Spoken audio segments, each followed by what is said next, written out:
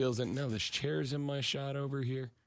It's the struggle bus is rolling today. I put the chair where I always put it. No, I know it's not your for fault. you. I placed it so you won't get angry and start screaming and throwing stuff. Know me.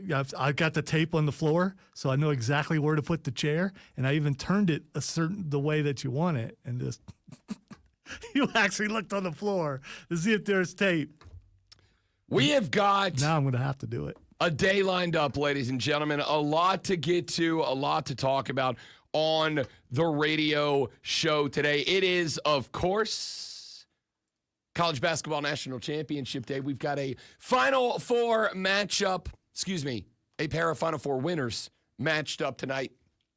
Very interesting national championship based on the teams that are here, based on the teams that made it to the dance tonight. And I'm pretty excited about it, despite the fact that I really needed both the not winning teams to be the winning teams. I want to say this. Congrats to whoever's going to end up winning this bracket contest, because it ain't going to be me. Congrats to whoever's going to get the dub. We should already concede. We lost. When Duke went down, it's like, yeah, we're done. The other show won. Good for them. Congrats to Cole won. Congrats to. You don't think Diesel's above you? I haven't looked. I have no idea. But he probably is. I bailed out the minute that Duke decided to blow a 6-point lead in 34 seconds. I mean, it was a bigger lead than that with 2.5 minutes left to play.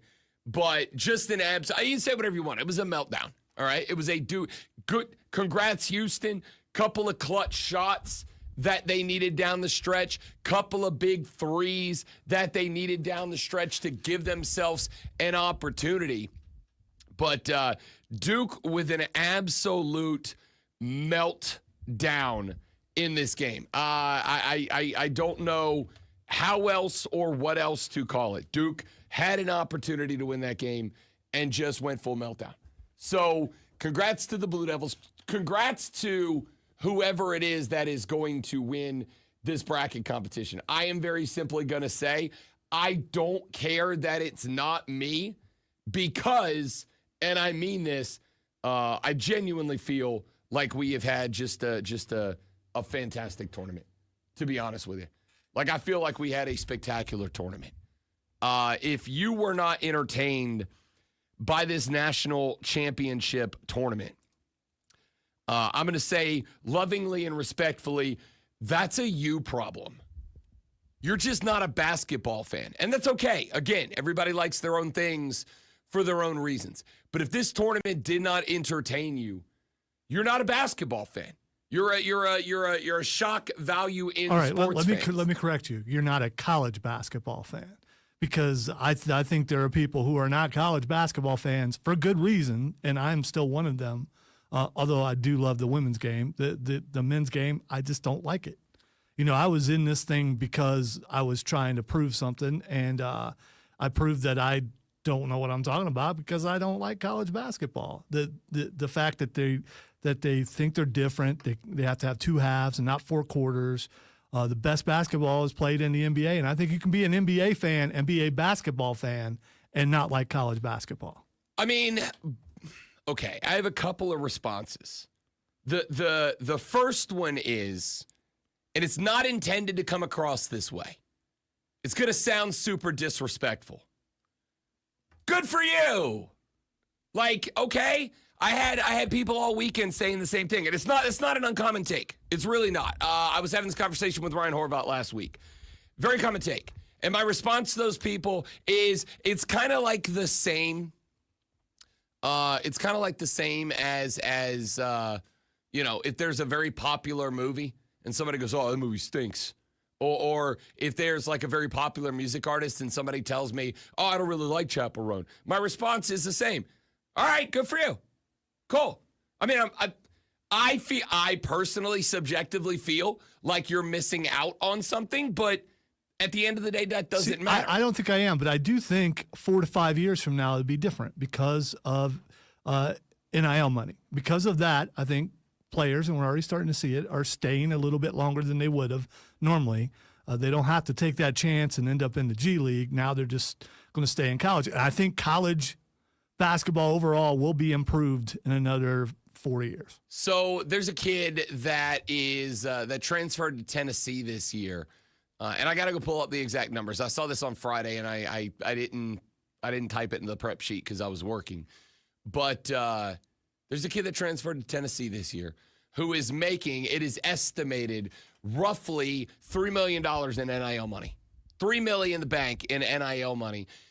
There is a cat playing in the NBA who shares his name, not related, but shares his name, making $565,000 a year to play for the Lakers. So I got a kid playing for Tennessee who's playing with everything included, tournament runs, holiday tournaments, preseasons, whatever. He's playing like 35 games a year versus a cat playing for, I think the guy they were using as a breakdown, I think he plays for Golden State. He's like a backup for Golden State.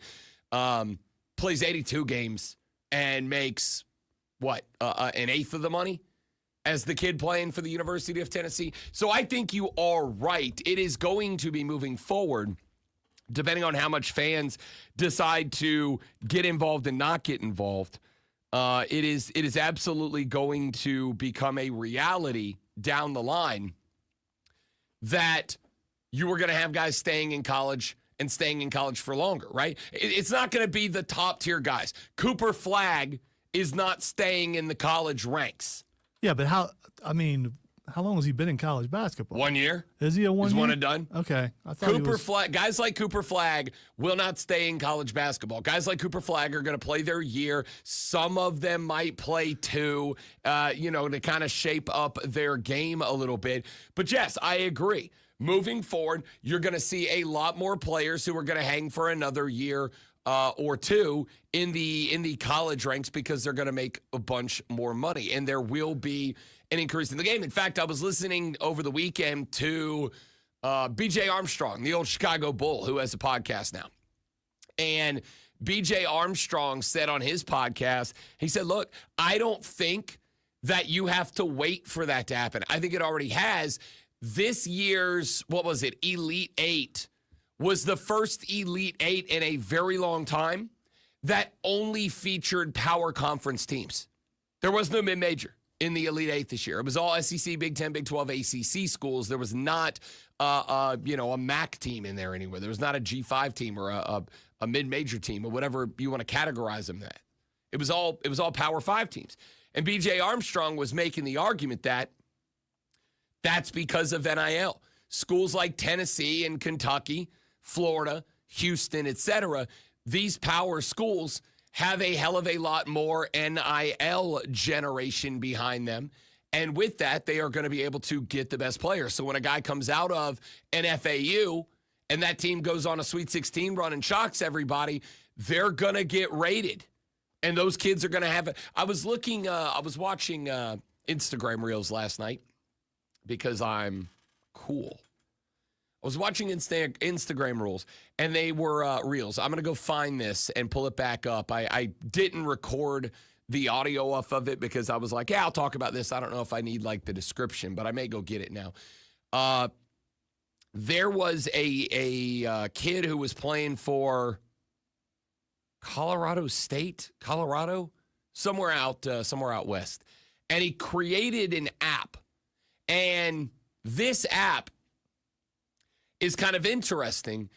The way this app works is it tracks high school recruits and transfer portal kids from around the country. And you as a fan can open this app and you go into the app and you search players that you would like to see come to your school. And you donate, kind of like a Venmo, you donate $5, $10, $25, $100, $1,000 towards a big pot of money that this app then says to the kid, hey, this fan-driven app, which I'll go find the name of it later. But this fan-driven app basically reaches out and says, hey, kid, here's the amount of money that fans have put into the hopper for you to go to their school specifically. So let's say you're a Clemson fan, and let's say that you really need a point guard coming into next year. And let's say that there's a transfer portal point guard out of Wisconsin, and there's a 5-star point guard out of Rock Hill. And let's say you really, really want Clemson to stay out of the portal, so you want him to get this kid out of Rock Hill. What you do is you go into this app and you drop $5, $10, $25, $100, $1,000 into this kid's hopper, right?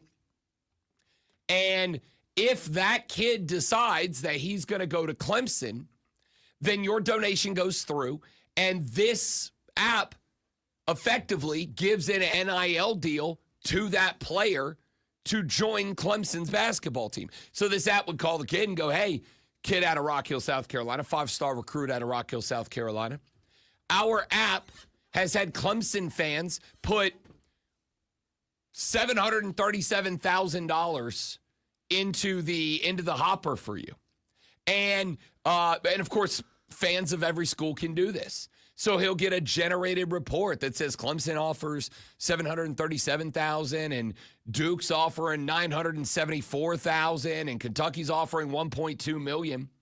And if he decides to go to one of those schools, then this app will give him the money that's in the hopper for that school, right? So if this kid picks Clemson, the app will send him the 700 and whatever I said, $1,000. Your donation to that fund will go through. And if you're a Kentucky fan who donated and he does not pick Kentucky, the app sends you your donation back, sends you your money back. And I'm like, that's kind of a brilliant idea. That's a really good idea. Maybe they take 1% of the donations. If you donate $100, this app takes $1 off of it. And that goes into their profits. It's a brilliant app that allows fans to get directly involved in all of this. And with stuff like this popping up, if you're a Concanipple, right? A guy who's a really good player, maybe not a projected first-round NBA, or maybe a late first round, maybe an early second-round guy. Maybe you're projected to make, $790,000 your first year as an NBAer. Or maybe your 55th round pick, Bronny, not James. And it's like, yeah, kid, we're going to draft you. We're going to put you in the G League for a couple of years. You're going to make, $165,000 playing in the G League for 2 years. And then Kentucky calls and goes, hey, we got 1.2 mil. We got 1.7 mil with your name on it. Yeah, I'm sticking around. So I think that is a valid point. That being said, for me, the take of I don't like college basketball because it's not as good as the NBA. I don't like the take. It's not. I don't want to say I don't like the take. It's your take. It's not that I don't like the take. It's that I don't agree with the take. The thought for me is, yeah, of course. Of course. Lonzo, you watch college football every Saturday. Why does it not apply? Why is that different? Why is it that, it's the best and the best in the NBA? It's not, Ohio State's not beating the Cleveland Browns, but yet you are tuning in every Saturday. What's the difference? The players are good. I mean, the play is good. College basketball, the highest level this year, some of it, and I've watched more this year than I have in the past, was better than what it has been, where it's just up and down the court, up and down the court, up and down the court. It's really good defense when it really is just a bunch of missed shots. Which, by the way, is what happened to South Carolina yesterday. They could not buy a bucket. They could not. That was rough. That was a rough watch.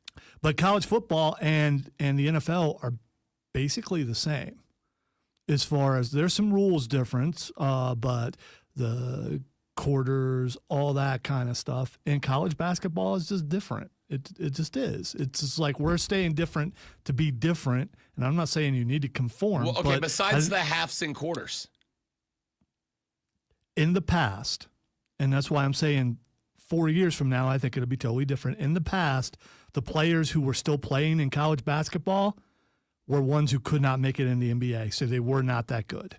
And so that's what happened, because 1 year, one and done, those players good enough to become a big-time college basketball star, they're out. They're in the NBA. and now they're staying longer, and it's going to get better. It's just not there yet.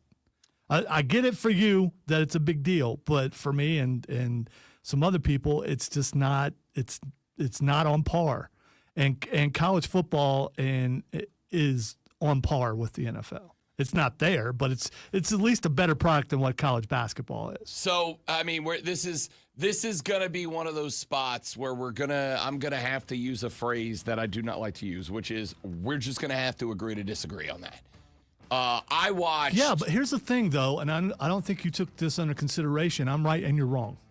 No, I did take it into consideration. And again, no.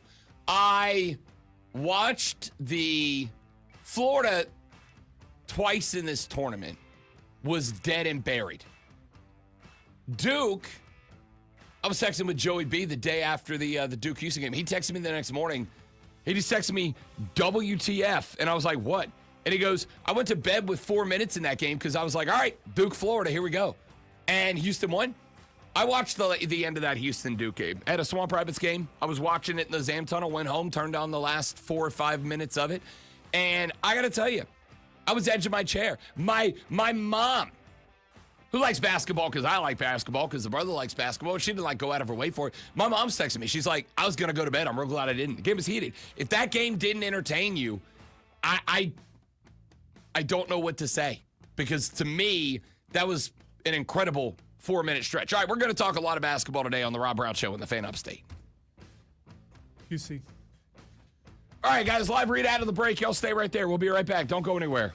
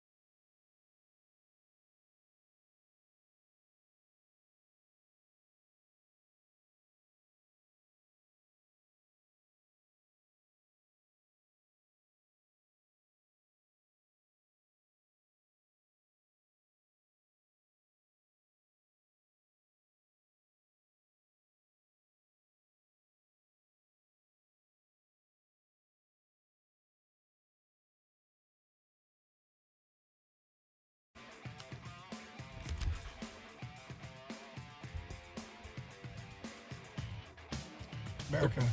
The Rob Brown Show on your radio. It is the Fan Upstate. Rob Brown, the great one, Lonzo, and you. 844-326-3663 is the number to be a part of the show. That is the Hub City Spartanburger text line. If you'd like to shoot us a text, 844-326-3663. That's also the call-in number. If you'd like to be a part of the show, we'd love to have you do so. 844-326-3663. Looking for your thoughts on the national championship games. We had the South Carolina Gamecocks yesterday. Paige Beckers finally gets her Natty, knocking off the Gamecocks yesterday. Look, there's a lot to that game, but at the end of the day, you got to be able to put the brown thing in the round thing, man. You got to be able to score the basketball. And when you shoot less than 35% and you allow them to shoot over 44% and they out-rebound you, you're going to lose that game more often than not. Listen, we've had Lulu Keston on this show from the Greenville News, who has been covering this team, following this team for a while.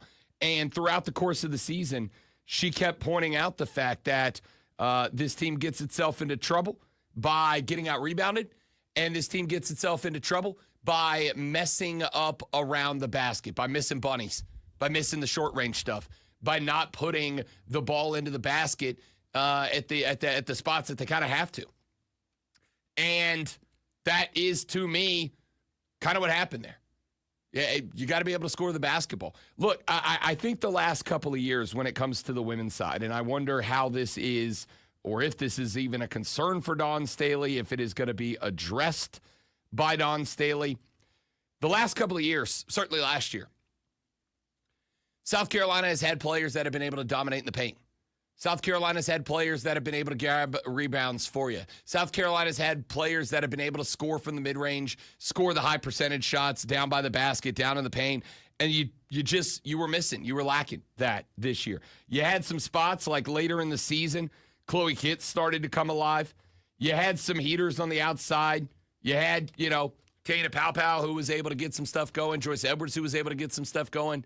Tessa Johnson, able to get some stuff going. But you didn't really have this year, and I do think that this is mandatory for college basketball specifically. We're going to have a lot of conversations about college basketball today. I think you've got to find that dominant player. You've got to have that one individual in the middle. I mean, listen, basketball is a team sport. There's no doubt about it. But if you look over at the men's side, every one of the teams that made it into the Final Four had a dominant player for them. Paige Beckers is the dominant player at UConn. This South Carolina team didn't really have that one player. And I'm as much of it's a team sport as the next guy is. But at the end of the day, you have got to have somebody that when it is clutch time, when it is time to go pedal to metal, have somebody you can trust in that spot. Duke lost their game against Houston because in the clutch, in that final 2 minutes of play, when Houston was trying to get something going and rally, Cooper Flagg just wasn't the guy in that spot. And that's it. Listen, a great player had an off day. This is not indicative of Cooper Flagg. He just happened to pick a bad day to have a bad day. Cooper Flagg got the over-the-back call that he got called on, to me, was a joke of a call. I am a stickler for the rules. You know that about me if you listen to the show. That's a bad over-the-back call. That's a play-on call. That ball was not won by Cooper Flagg because he came over the back. I don't frankly think he did come over the back. I think he got a hand around the defender and was able to tip it up in the air. But the point is, down the stretch, when they put the ball into Cooper Flagg's hands and said, we need you to go be the guy, Coop missed a couple of shots late, had a couple of bad defensive plays late that allowed Houston. And Houston still got to make the shots, right? They still got to make the shots. They still got to knock down those couple of big-time threes. They've still got to find ways to put the ball into the hole, and they did. But that just kind of is what college basketball is. Look at Florida.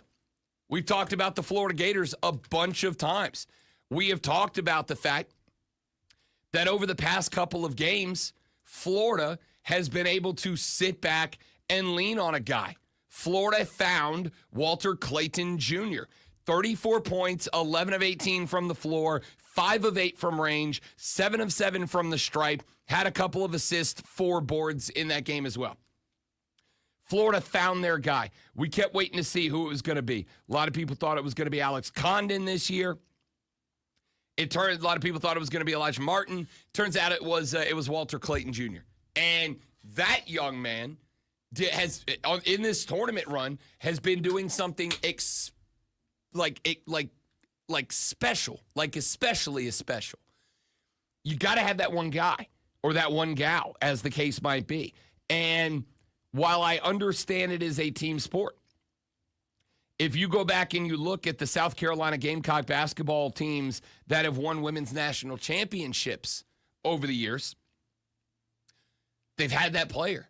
They've had the Asia Wilsons. They've had the Aaliyah Bostons. They've had those players that you just look and you go, that kid's special. And I just don't think that when it came time for somebody to step up and go toe-to-toe with Paige Beckers, the best college basketball player on the women's side this year, South Carolina did not have that player. But here's the thing. I mean, they're there ahead of time. They weren't supposed to be there this year. South Carolina was not supposed to be there. And it's coaching that helped them get there. And you're right, there are some deficiencies as far as players go. But there's a reason why they call it Don's Daycare, right? I mean, there's a bunch of young players on this team, and they were there ahead of schedule.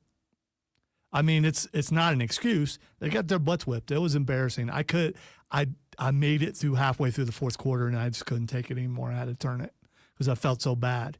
And if their shots were hitting, that would have been a different game. And some of the referee calls were a little suspect in the first half, but they were there ahead of time. I mean, they're going to get some better players, and she's going to go out.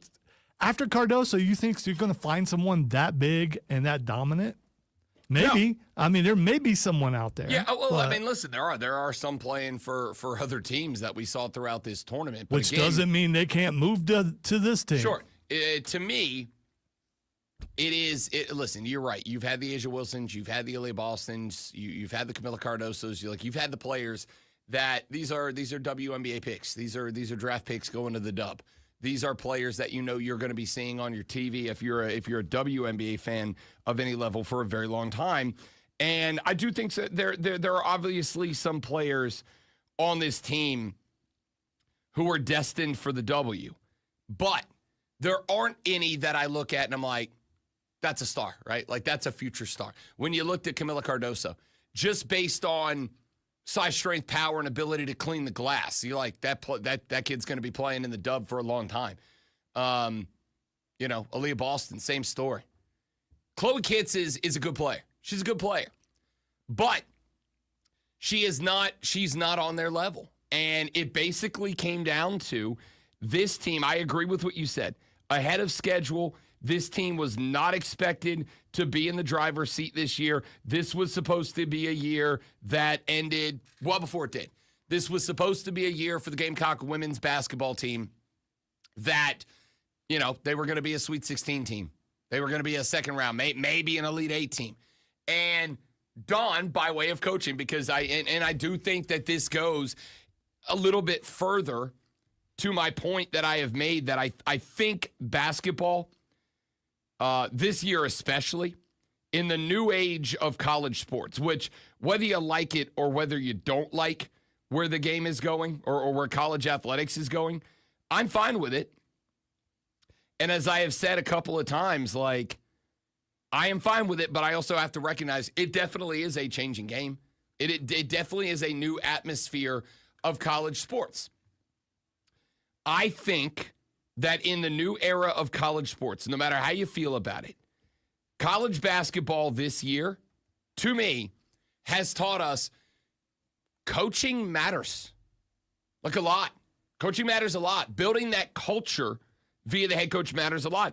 I look at the University of Florida, Kelvin Sampson at Houston, John Shire at Duke, Don Staley at USC, Gino Auriemma at UConn on the women's side. When I look at the teams that are genuine national championship threats, all of them have a dynamic coach who stands out. There's not much in the way of blasé. They almost all of them have personality. They almost, and I don't just mean like outlandish and loud. If you haven't been following the clips that have been going around of Kelvin Sampson, I mean, the dude's just likable.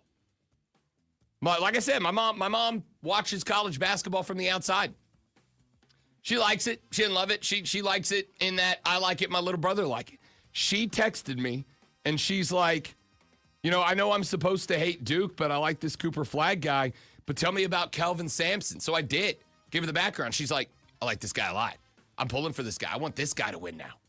It's like, all right, right? Like every one of these coaches has some level of personality, dynamic, that makes them different. Coaching is the most important thing in college sports now, and I think these two basketball tournaments proved it. Dawn's team got to the Natty because they adapted that personality. Now they just got to go find a little bit more talent. We're going to talk a lot of basketball today as we roll on with the show. Rob Brown, the Great Milonzo, and you, The Rob Brown Show on your radio. It's the Fan Upstate.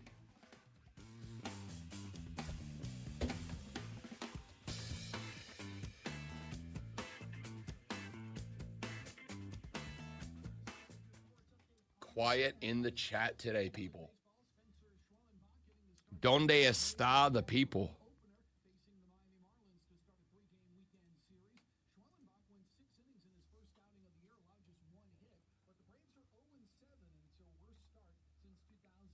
Okay, well, they're 1-8 now. This is... Yeah, I got it. Okay. Man, I'm just trying to help. No, I know. The frustration is not with you. Okay.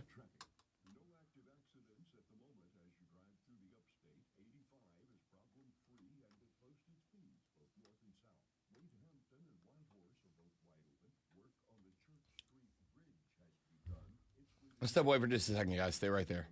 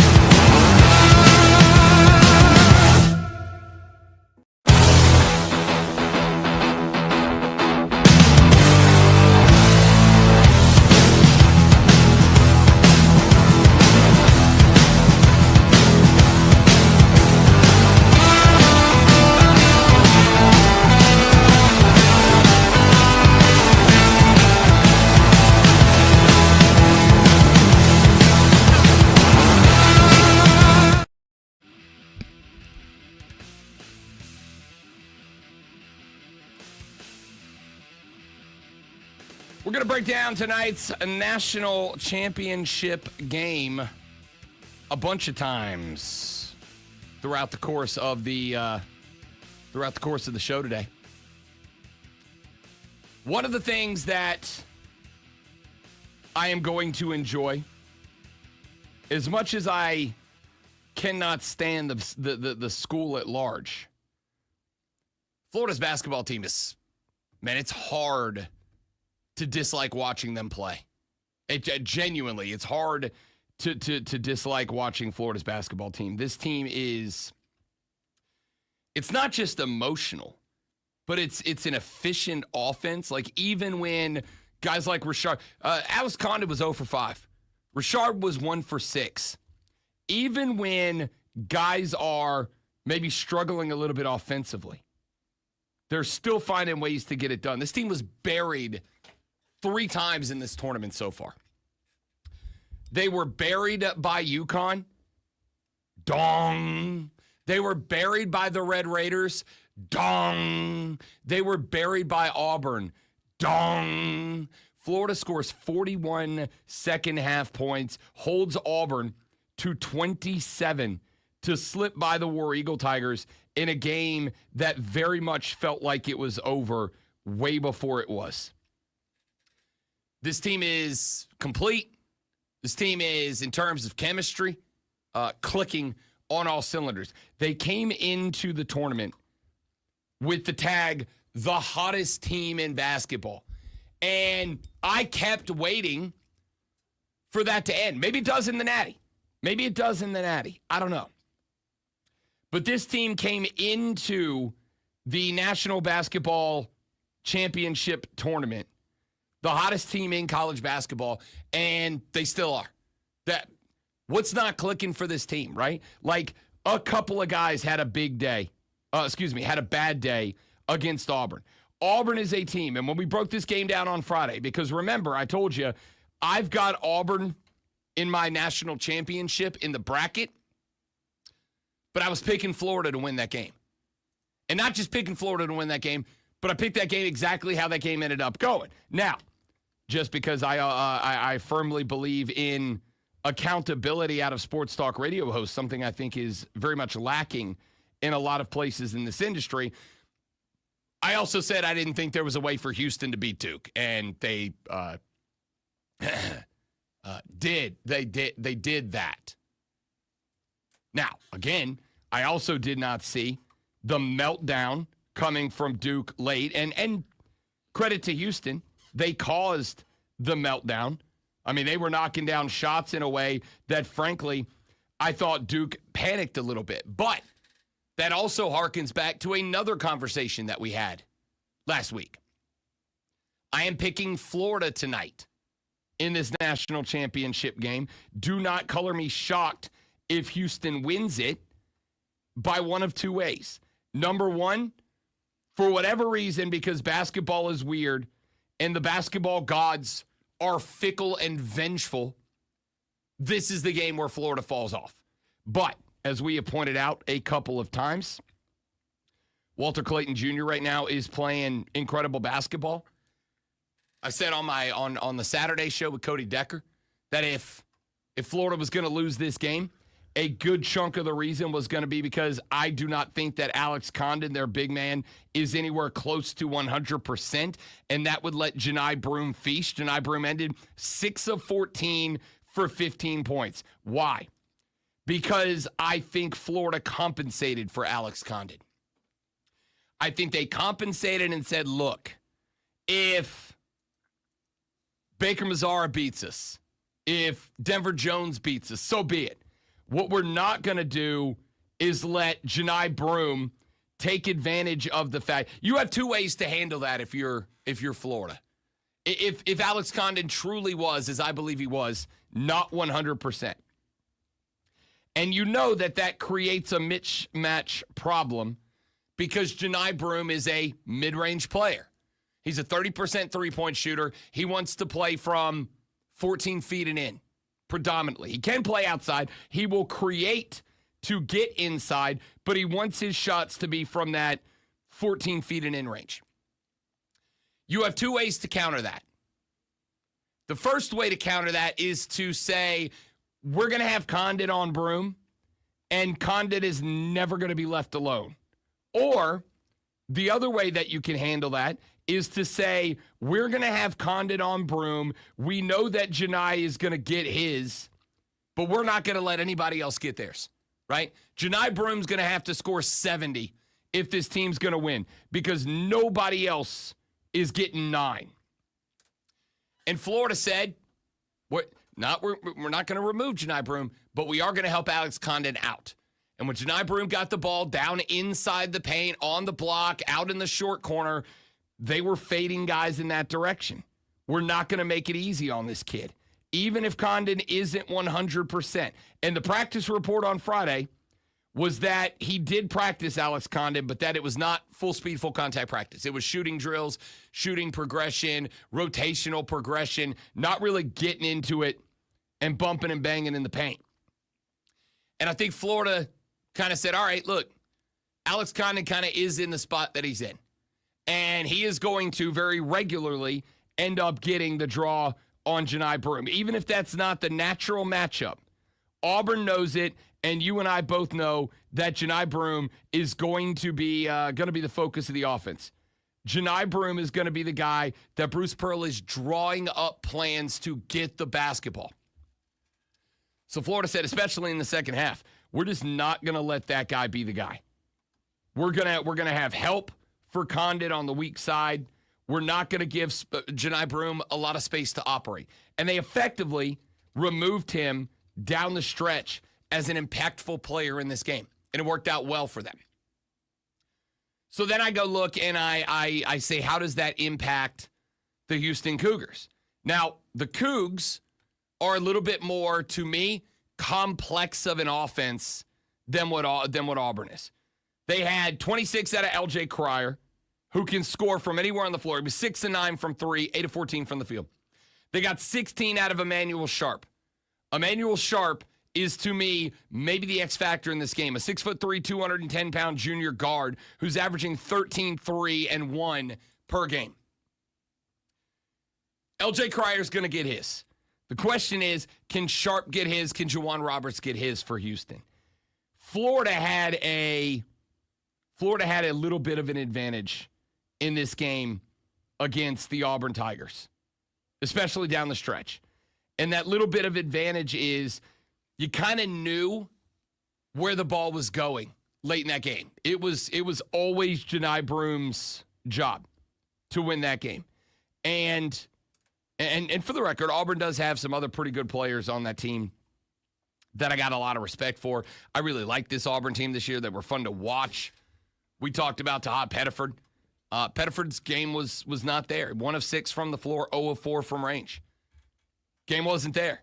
Auburn was 7 of 25 from behind the arc. Florida only shot 21 threes in this game. They knocked down 8 of them. Florida had a bit of an advantage in this game. And again, yes, I do think it is different, obviously, if Pettiford's knocking his shots down. Auburn ended up, I think, 13 points off the bench. And that's your ball game. Here's the fun thing about Florida in that game. Florida, who I've said a number of times, I think is the deepest team in this tournament. I think they're the deepest team in this tournament, and I thought that is why, well into the tournament, I picked Auburn to win the Natty this year. I don't feel bad about that pick. It's a good pick. It was the right pick. Right read, wrong result, as we like to say in the gambling industry. I feel good about that pick. Florida won this game, and they didn't need to lean on the depth. They were able to trust the starting 5 to get it done. Florida took Janai Broom out of the mix late in this game, said if anybody's going to win it, it's not going to be your best player. We are going to deny him the basketball and deny him the space to operate. They did that. Auburn could not find anybody else to step it up and get matched up with the Florida defense. Houston, I think, has a little bit more in the tank as far as options. I think they have a few more offensive options. I think they're a little bit better from all over the floor.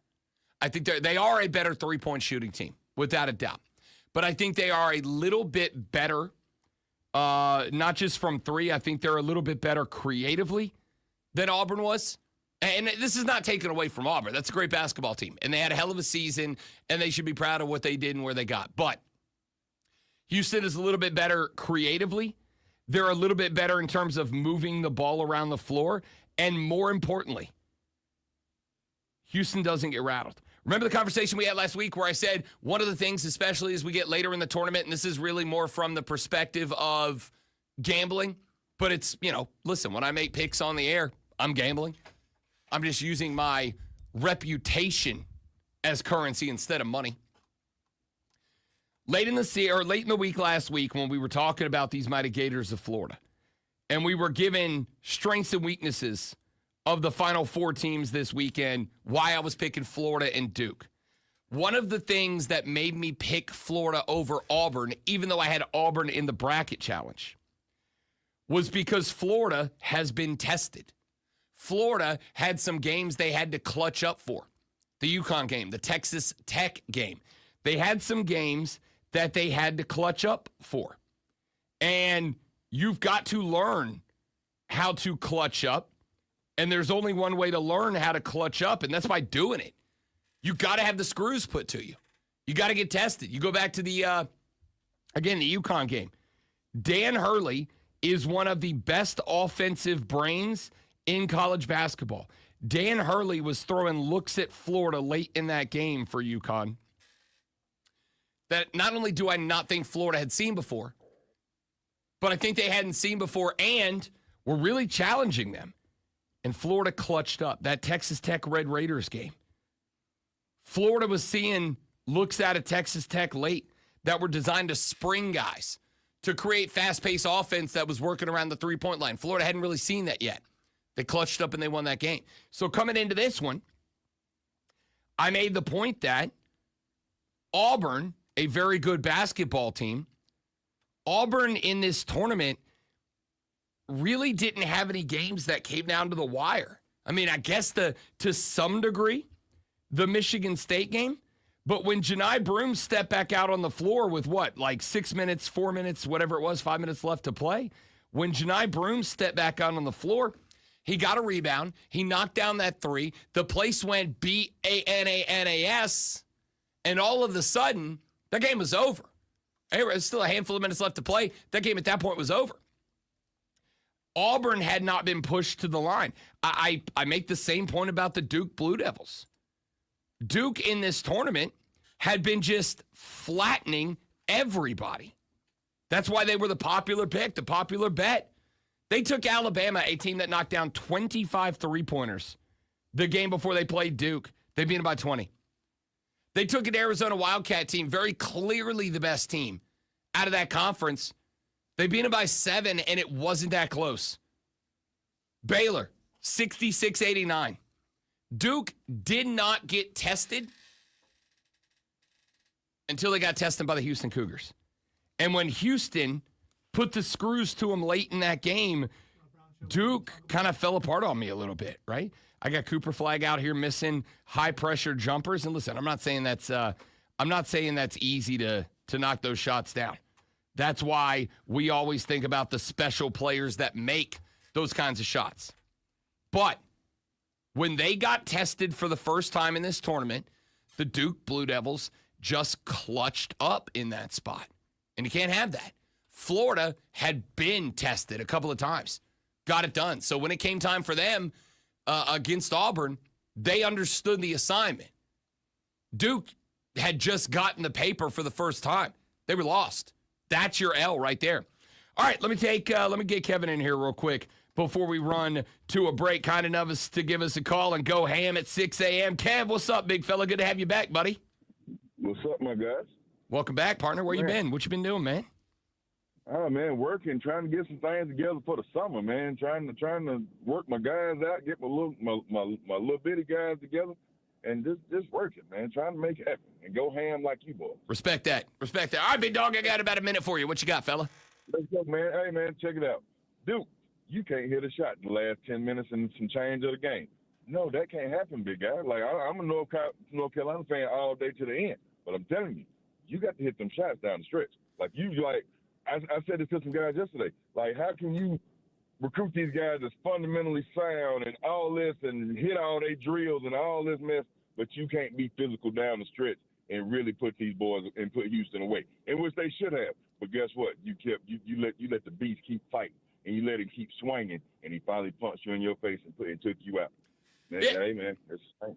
Yeah, that's kind of what I was talking about, Kev. Like Duke hadn't had that before. Nobody in this tournament tested him. The ACC was down this year, so they didn't have much in the way of close, tight games with good teams in the regular season. This team did not know how to play clutch up, freeze up basketball down the stretch. Houston did.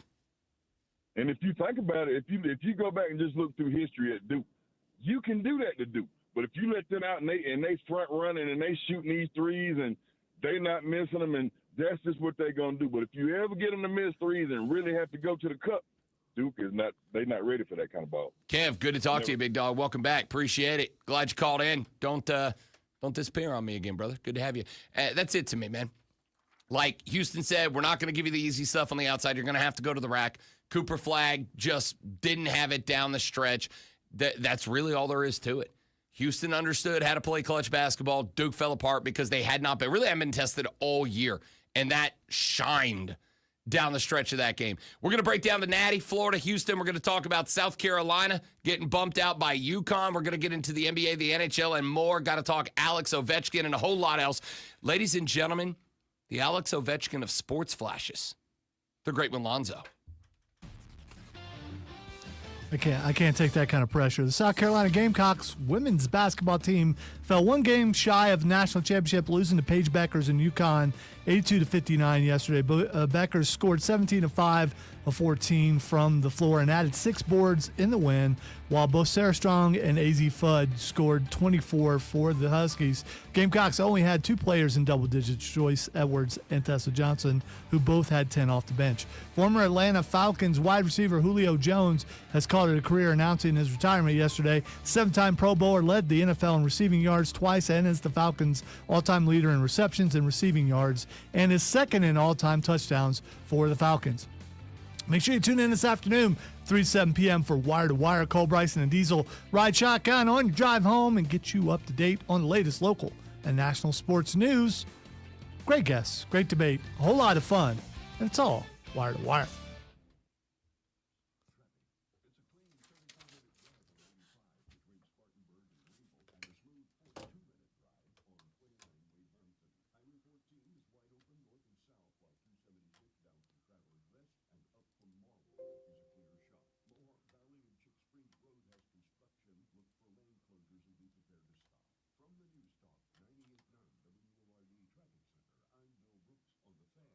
I'm Tony Desiri with your sports update on the Fan Upstate.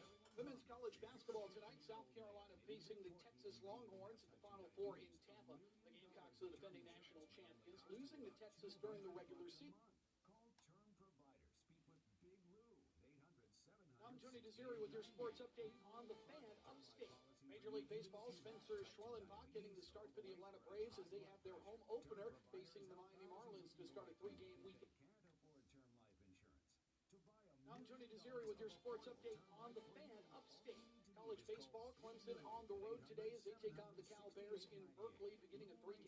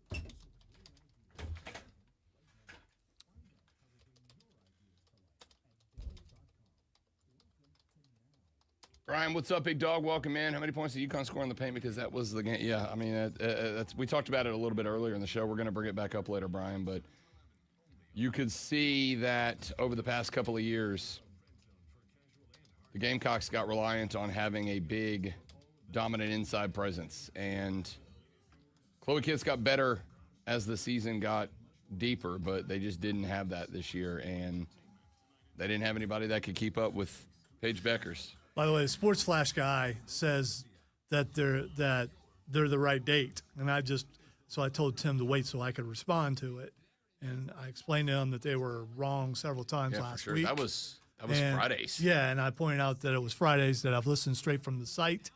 So who knows? His guy may be uploading them correctly, but they're just not loading. I think there's a load issue on their end. It's not a load issue on our end because I'm playing it directly from the site, and it's the wrong ones.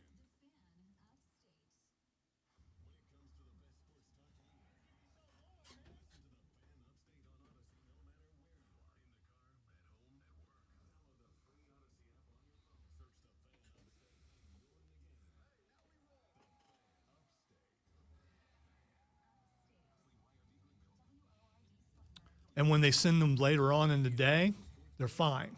I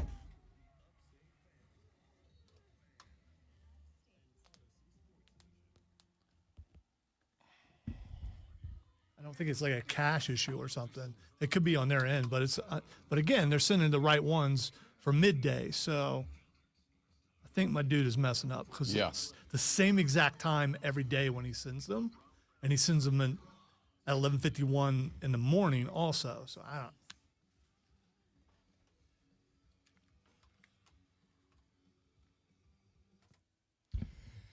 And off we go into hour number 2 of the Rob Brown Show right here on the Fan Upstate. Rob, Lonzo, and you.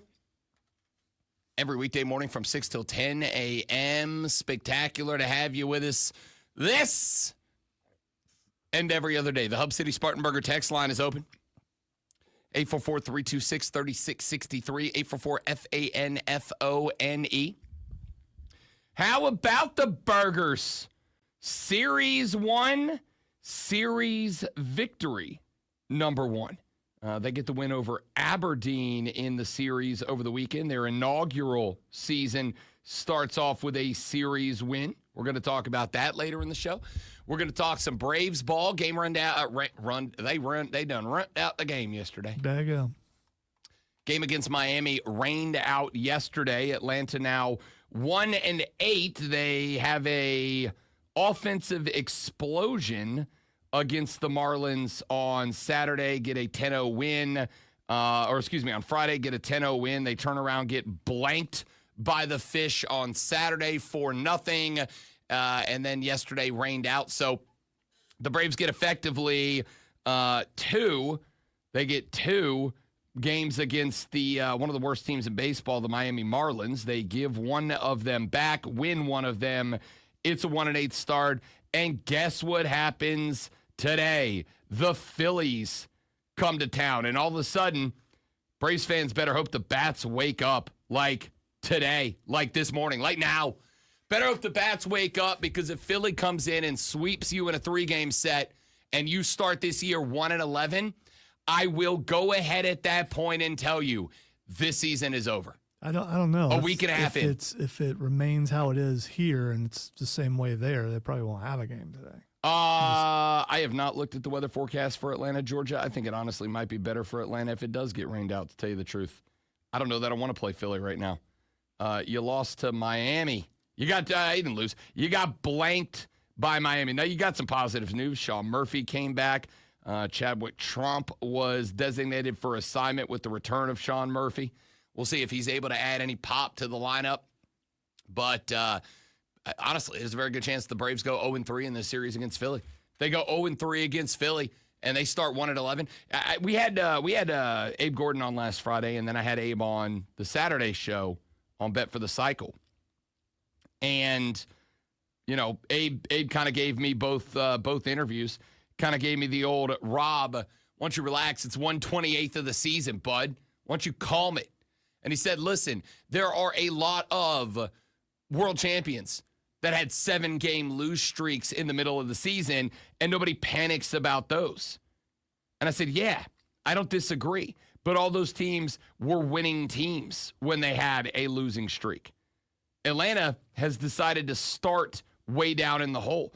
And Abe said, no big deal. Sweep Miami. Get back to 3-8 or 3-7, and then let's talk. They didn't.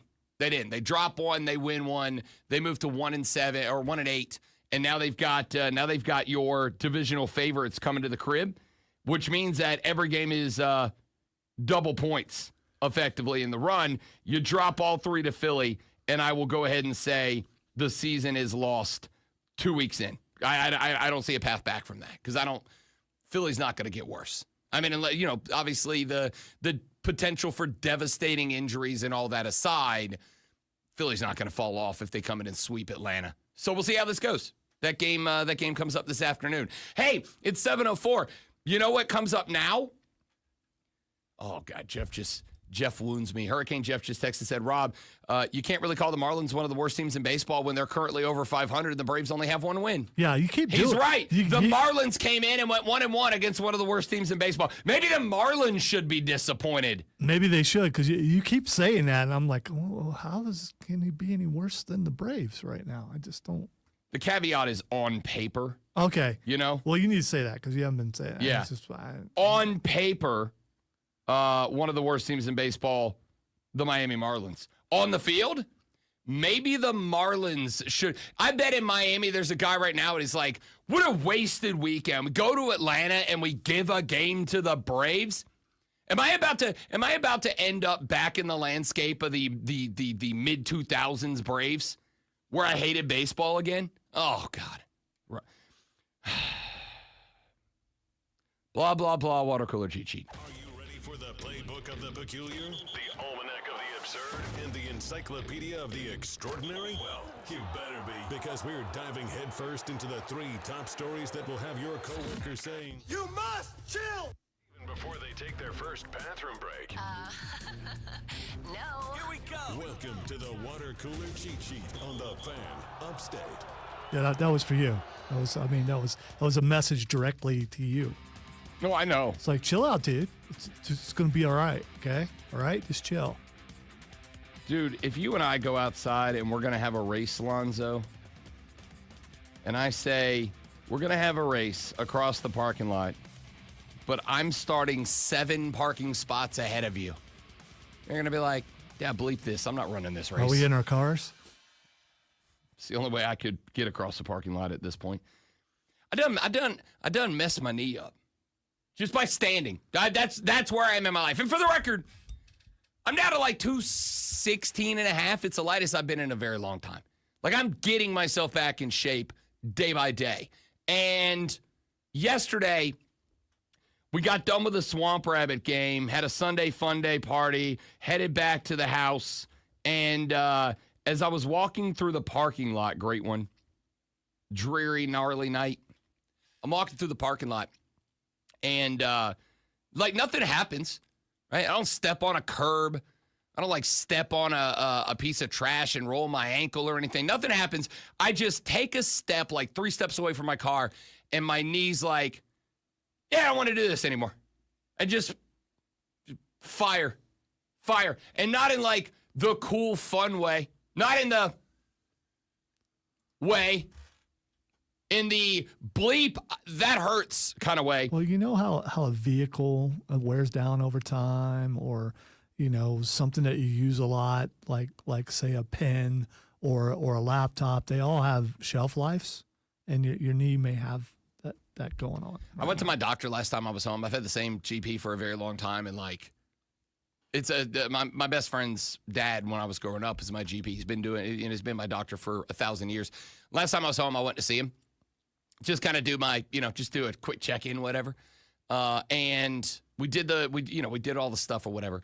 And he sits down and he's like, all right, do you want the good news or do you want the bad news?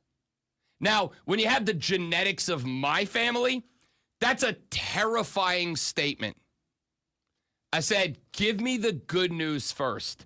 And his response, Lonzo, was, The good news is that knee replacement surgery has come a very long way in your lifetime. And I said, does that mean I can infer the bad news? And he said, kinda. And I said, what do you mean kinda? And he said, the bad news is you're gonna be getting a new knee at some time in your life. Like, provided you don't bite the dust, you're gonna be getting a new knee in your lifetime. He said, this was pre the birthday, so I was 39. He said, you are 39 with the knees of a 65-year-old man. And yesterday, as I just, did the exhausting, strenuous exercise of walking 70 feet to my car, the left knee was like, yeah, we don't want to do this anymore. Here's the thing. So when you're working for the Swamp Rabbits, you're kind of in a precarious position. I know they probably roll out carpet for you or something, I'm guessing, or do you just walk out? I'm straight on the ice, baby. So if you're Ron Brown ain't no chump. So if you're walking out on the ice, you are walking a certain way that you wouldn't normally walk. So I mean, chances are you just put a little strain, try not to fall on your butt in front of thousands of people. To the shock of most people, including some of the folks that were at the game on Sunday, you don't actually have to walk any differently on the ice. It's like you get the vibe of like sticky, like when you hold an ice cube, how it kind of starts to melt and get slippery. Hockey ice is not like that. When you walk out there on hockey ice, it's just like walking on concrete. Like, it's not. If the Zam just came by and it's wet, like they lay when the Zam comes by, it picks up all of the shaved ice, for lack of a better way to describe it. It's like shaved ice from the skates, and then it lays down a layer of water, and then that water freezes to the ice, and that's how they smooth that ice over. If it's still wet before the water freezes, yeah, it's real slippery. But once the ice is dried, it's just like walking on concrete. I would love for what you just said to be accurate and correct, because then I would have an excuse beside, no, I just ran my body down, didn't take care of myself, and now will suffer the consequences for it. That's all. So what you're saying is you don't want help? No. I want help. Okay, because I still believe, even though you're saying that those things are true, that somewhere in your mind, back there's going, dude, you're on ice. Even though you think that it's just like walking on concrete, somewhere in your head, it's still screaming, hey, you're on ice. No, I mean, not for me, because I've been doing that for 8 years now. So you don't think you tense certain muscles a certain way? I think you do if you're. I think you do if you're walking out there on the ice for the first time, because it's just an inherent assumption that ice equals slippery. But I've been doing it 7 years now. Like, I've got it down to a science. You want to come to a game? You should come to a game. I'll walk you out on the ice with me next Sunday. Come to the game next Sunday. I cannot walk on carpet right now. Walking on ice, bad idea. Item number 1.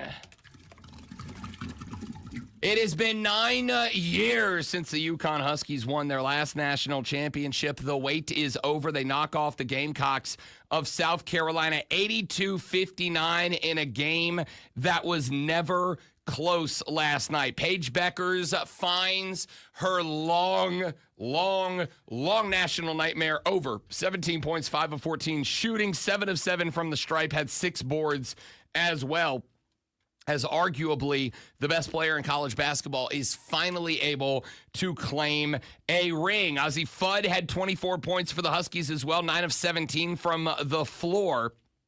They also got 24 out of Sarah Strong on the evening. UConn had just 13 bench points, but their 48.4% shooting from the floor outpaced South Carolina's 34.4% shooting. UConn also out-rebounded the Gamecocks. You can have a lower shooting percentage and still win, but you have to be able to out-rebound in order to make that happen. South Carolina did neither of those things. They only had 6 steals in this game to UConn's 8, 4 blocks to UConn's 5, 11 turnovers to UConn's 9. Every statistic went the way of the Connecticut Huskies last night. At the end of the day, they were just a better basketball team. And as Lonzo pointed out, and I think correctly so, earlier in the show, this Gamecock team was ahead of schedule. This was not expected to be a team, by many, to be competing for a Natty at the end of the year. It was still a hell of a year. You win the Southeastern Conference regular season title. You win the Southeastern Conference tournament title. You make it all the way to the national championship. But for the second time in the season, you run into a buzzsaw that is Gino Auriemma's UConn Huskies. So a hell of a season for the Gamecocks. Again, like this is one of those ones that it's fresh, it stings, but I think you gotta recognize what you accomplished this year. This team way overperformed. And now the question mark for me is going to be, what is the method by which Dawn Staley, moving forward, addresses A, finding another Asia Wilson on the outside, and B, finding another Carmilla Cardoso on the inside? How do I get back to where paint is Gamecock territory? Because it just flat out was not in this tournament. We've had Lulu Keston on all year, and she has repeatedly said, look, at the end of the day, this team gets out-rebounded, they lose. And that's exactly what happened yesterday. Let's get to item number 2. Florida, Houston. Your national championship game is tonight, 8:50 p.m. tip-off. Means Robbie B is catching a nap today and going to be a very, very tired boy tomorrow morning on the show. But it is worth it. It is worth it because these are two of the most electrifying teams in college basketball this year. I am very excited about this contest. I'm excited to see how it plays out. Why? Because you have two energetic teams. You have two teams that play very emotional basketball, but you have two teams that have stars. You have two teams that are well coached. You have two teams that play from the outside in and are good at it, which is not always the case. I'm really excited about this game tonight. This has a chance to be one of the most potentially entertaining college natties we've seen in a very long time. We're going to continue to break that game down throughout the course of the show, so let's get to item number 3. It is over. It is done. The National Hockey League has a new all-time goal scorer, and it is Alex Ovechkin. The quest for the Great Ones record has been something I have been paying attention to for the duration of the year. And last night in a road game, which would go on to be a 4-1 loss to the New York Islanders, with 12 and a half left to play in the second period, Tom Wilson sent an apple across the front of the goal over to Avi, who sniped it past Ilya Sorokin with 12 and a half left to play in the second period. The 1,487th game of Alex Ovechkin's career ended up seeing Ovi score the 895th goal, placing him one ahead of the Great One. You know, I talked last week about how Wayne Gretzky is still going to go down as the GOAT, okay? In fact, I want to have this conversation later in the show. I said a couple of weeks ago that I was adding who is the NBA's GOAT to the banned topics list here on the show. We're not going to do that conversation on the show anymore. And we're not going to do that conversation because the reality is no one's changing their mind. If you're a Bird guy, it's Bird. That's never changing. If you're a Mike guy, it's Mike. That's never changing. If you're a Kobe guy, if you're a LeBron guy, it's Kobe, it's LeBron, it's never changing. And so that kind of defeats the purpose of having conversation on the radio, right? But I did stumble into a very interesting conversation over the weekend with a couple of fellas. The conversation was, who's the GOAT? Who's the GOAT? Who's the greatest GOAT of all time? Who's the GOAT? And I think the answer, after much discussion with a couple of the fellas this weekend, I think the conversation is the other great one, Wayne Gretzky. I think it's Gretzky. Ovechkin just passed Wayne Gretzky for the most goals in the history of the NHL. And you know what's fantastic?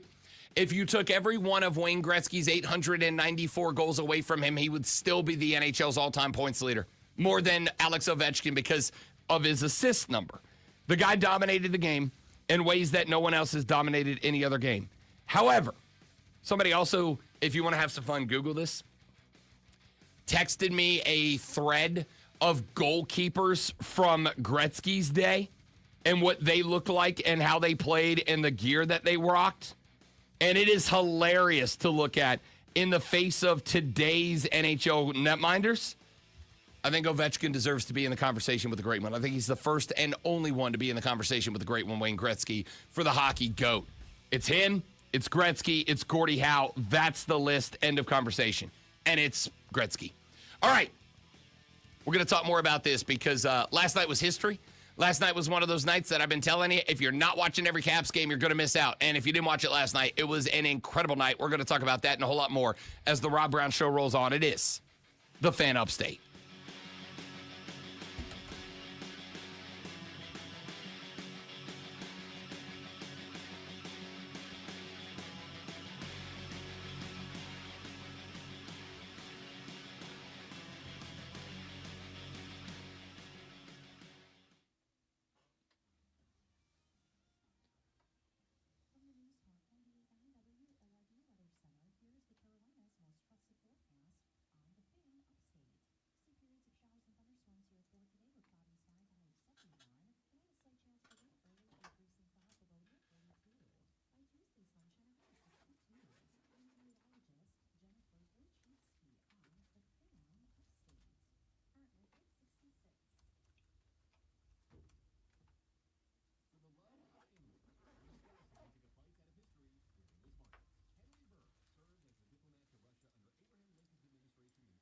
Right back, guys. Give me 30 seconds.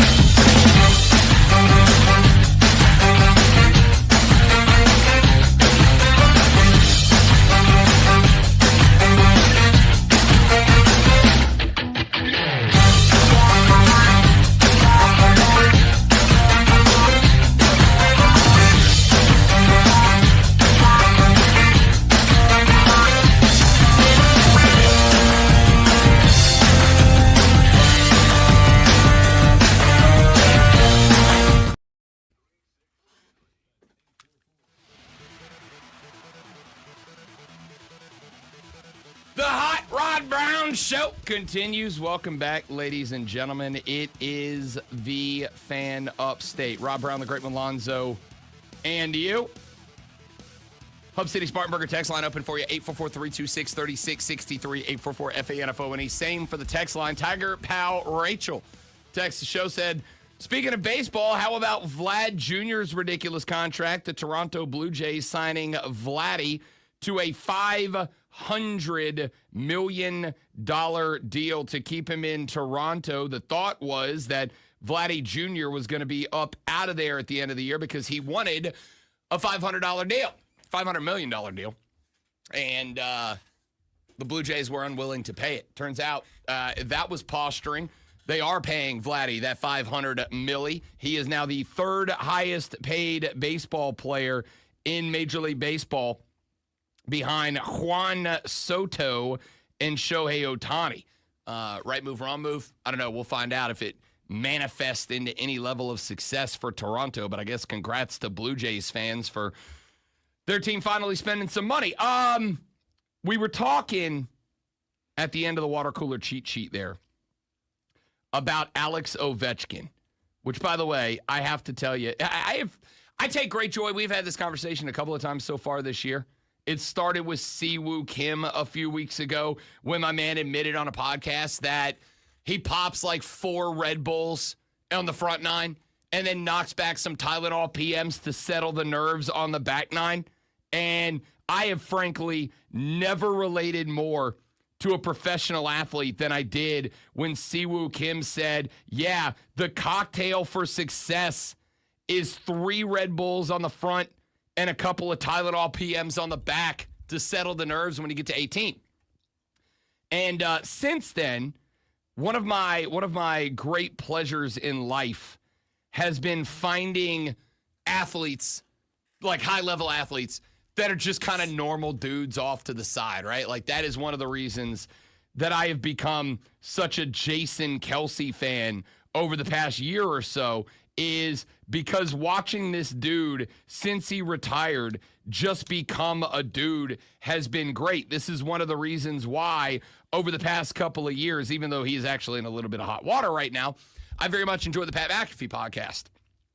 Because as much as some people say, oh, he's just a big meathead, it's not for me, I am kind of also a big meathead, so it is kind of for me.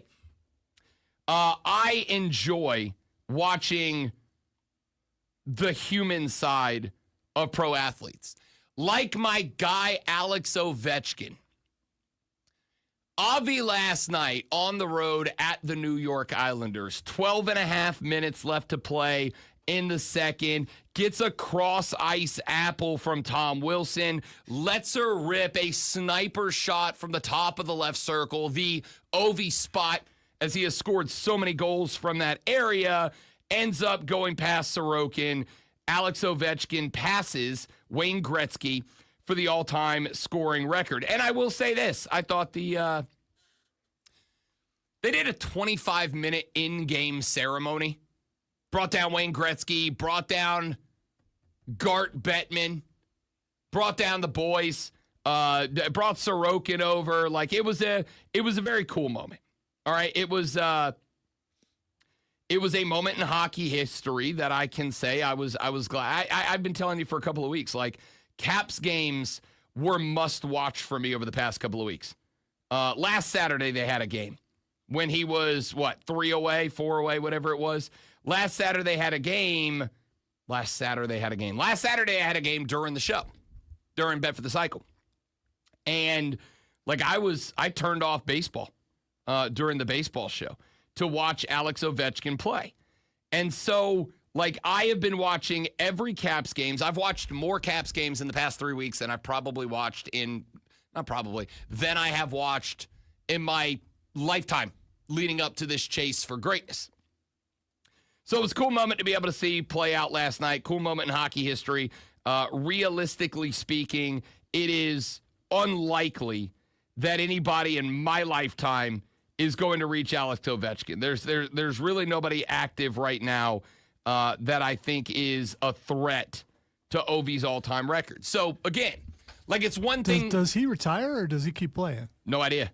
No idea. That's kind of the fun part of the conversation is he's obviously still got it. He's got his third 40-goal season going right now. Like he has more 40-goal seasons than anybody in NHL history. And like this isn't one where he hung around for an extra year to score, 12 or 13 goals to get to the record. He ran it down with another 40-goal season. Alex Ovechkin is still one of the biggest offensive threats in the National Hockey League. So he could very well run it back, or he could very well say, I'm in the record books. I'm a historic player. I've had a good career. I'm, going back to Russia or whatever it's going to be. So got to see it. It was very cool. Well, last night at the Swamp Rabbits game, we were all watching down in the tunnel. Me and a handful of the folks at the game were watching down in the tunnel when he scored number 40. And this is an hour before the game started or whatever. We were all down there. I went in a little early. We were all watching the game together. And after he scored, we got into a conversation about Wayne Gretzky and Alex Ovechkin and Gordie Howe and all these great players in the history of the National Hockey League. And one of the fellas from the team said, does this make Alex Ovechkin the GOAT? And my answer was, I don't think it does. I don't think it does. I think Alex Ovechkin is probably second in the race, but I still think Wayne Gretzky is the GOAT. I still think he's the greatest of all time. And, I gave him the stat that I talked about on the show last week, which is if you took away every one of Wayne Gretzky's 894 career goals and you just counted his assist, he is still the all-time NHL points leader. Point for assist, point for a goal. Still the all-time points leader just on assist. No other player, if you allow them to have their points and assist, tops Wayne Gretzky. To me, that's the GOAT, right? To me, that's the GOAT. I was trying to put that into a football equivalent term, and the best I could come up with was this. If you had a quarterback that had 0 touchdowns in his passing career, but he had 200,000 career passing yards and only running backs scored on his team, and he won like 9 Super Bowls with 0 passing touchdowns, but he had 200,000 passing yards. Like, I don't really know how to put that into a football equivalent term, but it's something like that. I don't think anybody passes Gretzky. And so one of the guys from the team, when I pointed that out, said, is Wayne Gretzky the GOAT? And I said, yeah. He said, no. The GOAT. Like the GOAT of GOATs. Like the GOAT. The greatest of all time. When you talk about football, basketball, baseball, soccer, boxing, MMA, wrestling, whatever. When you talk about any sport, is there anybody that dominated their sport the way that Wayne Gretzky dominated hockey? And I thought about that, Lonzo, the GOAT conversation. I don't think there's anybody else. I don't think you can name me a sport where there's anybody else. If you give me Muhammad Ali in boxing, I will make the argument Roy Jones won a belt in 7 different weight classes. Roy Jones Jr. to me is the great. Muhammad Ali might be the greatest pure fighter of all time.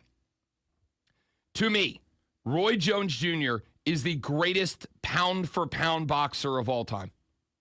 When I talk about football, Tom Brady might be as close as we got. Tom Brady with his 7 rings might be the closest we've got. Here's the thing. Patrick Mahomes ain't done yet. If Mahomes gets to 6, 5, I think he's right there in that conversation. By the way, have you seen the workout pictures? Yeah, he's trying to get rid of the dad bod a little bit. I think he already has. So we'll see. We'll see if that helps. See if we're on the Patrick Mahomes revenge tour next year. I think we have other people in the conversation. I do think the GOAT is Brady, But I do think there are other quarterbacks in the conversation. Here's the thing, and this is why I say yes, that Wayne Gretzky, I would say Wayne Brady. Wayne Gretzky. I mean, Wayne Brady's a GOAT too. He might be the improv GOAT. Wayne Gretzky is the GOAT because yesterday we watched a guy break Wayne Gretzky's all-time goals scored record, and he's still not even close to being the points leader. That's still great. Still the great one. I don't think, and if anybody can come up with one, the text line is open, 844-326-3663. I don't think anybody can name an athlete I'll give you any other sport. I had somebody say, what about Messi? Ronaldo's right there. I don't even know if Messi is definitively the GOAT of his own era.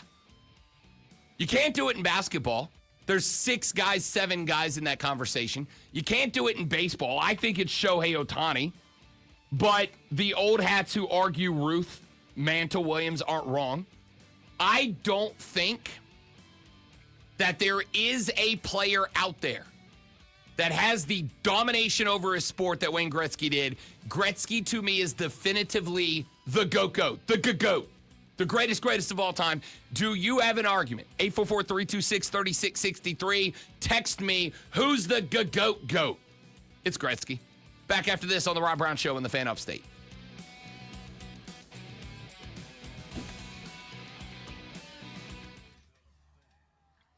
Had to get Mark involved, but Oh, fun. yeah, but still, Tim doesn't get in trouble because that guy fought back and said, "No, there's a right one." Yeah. And I went and listened, and they're talking about South Carolina playing Texas. I will say. Let's see. Spartanburg J, happy 47th, man. Happy 47. How's 47 feeling you? Oh, he answered. Knees the first to go, followed by back. My back's been shot for years, but I played so much basketball growing up that my spinal compression number or whatever, as are my knees, are the equivalent to like a man in his mid 60s, which is no good. Scotty from BMW said, "Hola, mi amigos. I'll be listening to y'all on the Odyssey app. BMW shut down for a month, headed to the beach this week." You lucky son of a gun, Scotty from BMW. Which beach? You heading over to Myrtle? You going down to Florida? Where you head, Scotty from BMW? I have seen that video, Lester, and it's absolutely classic. Also, all the rap battles from history are great. Tesla v. Tesla v. Franklin was an all-timer. Some of those videos are absolutely hysterical, man. I don't disagree with you.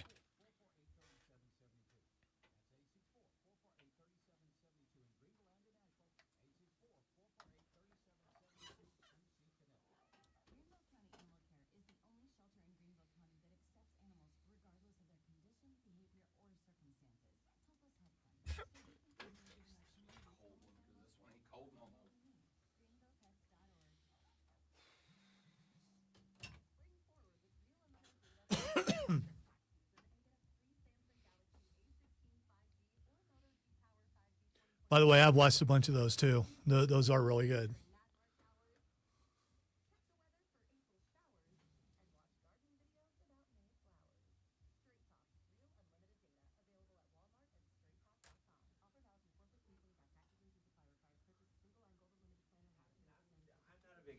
Not a Vegas guy. It was okay. It wasn't bad. I don't know. Actually, the pictures you were sending me, I was like, oh. Yeah, no. See, that's why I sent them to you, because I knew you would appreciate it. I was geeking out about the size of the screens. Correct.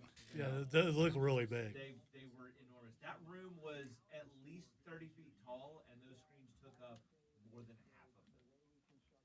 So it was that was frankly the most impressive thing that I found about the hotel where I was staying. Yeah. The guy who owned the hotel where I was staying died Saturday, like while I was there. Like, not in your arms or anything. No. Okay, just Being Not caressed tonight. lovingly. yeah. I almost sent you. While you're someone screaming, no.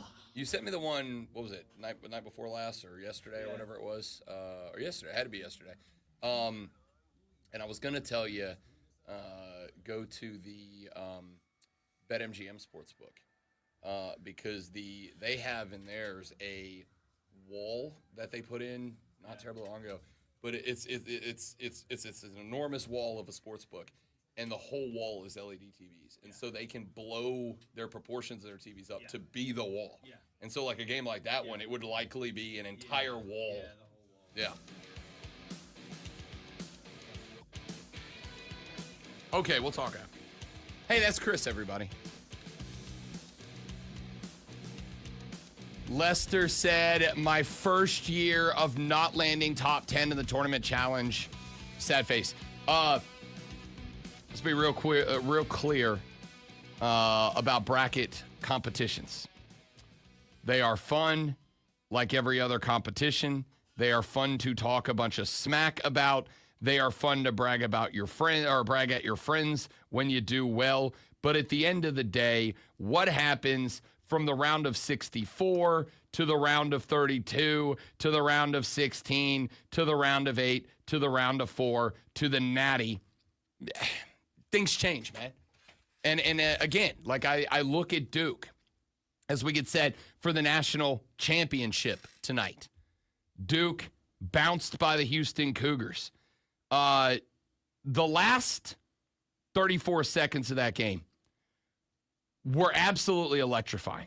You had Houston knocking down three-pointers, contested threes to save their own lives. You had the ball in the hands of your National Player of the Year, Cooper Flagg, with seconds left to play and the game on the line. I mean, it doesn't get any better than that. That was, to me, that was the March Madness game that those of you that have incorrectly said that this tournament is boring have been waiting for. If you've said this tournament was boring and those two Final Four games on Saturday didn't change that opinion, I have nothing for you. You're just not a basketball guy. And that's okay. That's okay. But you're just not. So the reason, in my opinion, that Duke lost that game, and more importantly, the reason that I am very excited about Florida v. H-Town tonight is very simply because in that game, Houston's clutch gene popped up, and the fact that Duke never had to find theirs became their downfall. Duke played in the ACC this year, and if you haven't been following or paying attention, that was not a good basketball conference this year. Not a good basketball conference at all. There were effectively two teams in it this year, Duke and Clemson. And one could even say, and honestly, I think there's merit to the conversation. One could even say Clemson probably outperformed. And they probably outperformed because the rest of the conference was not good.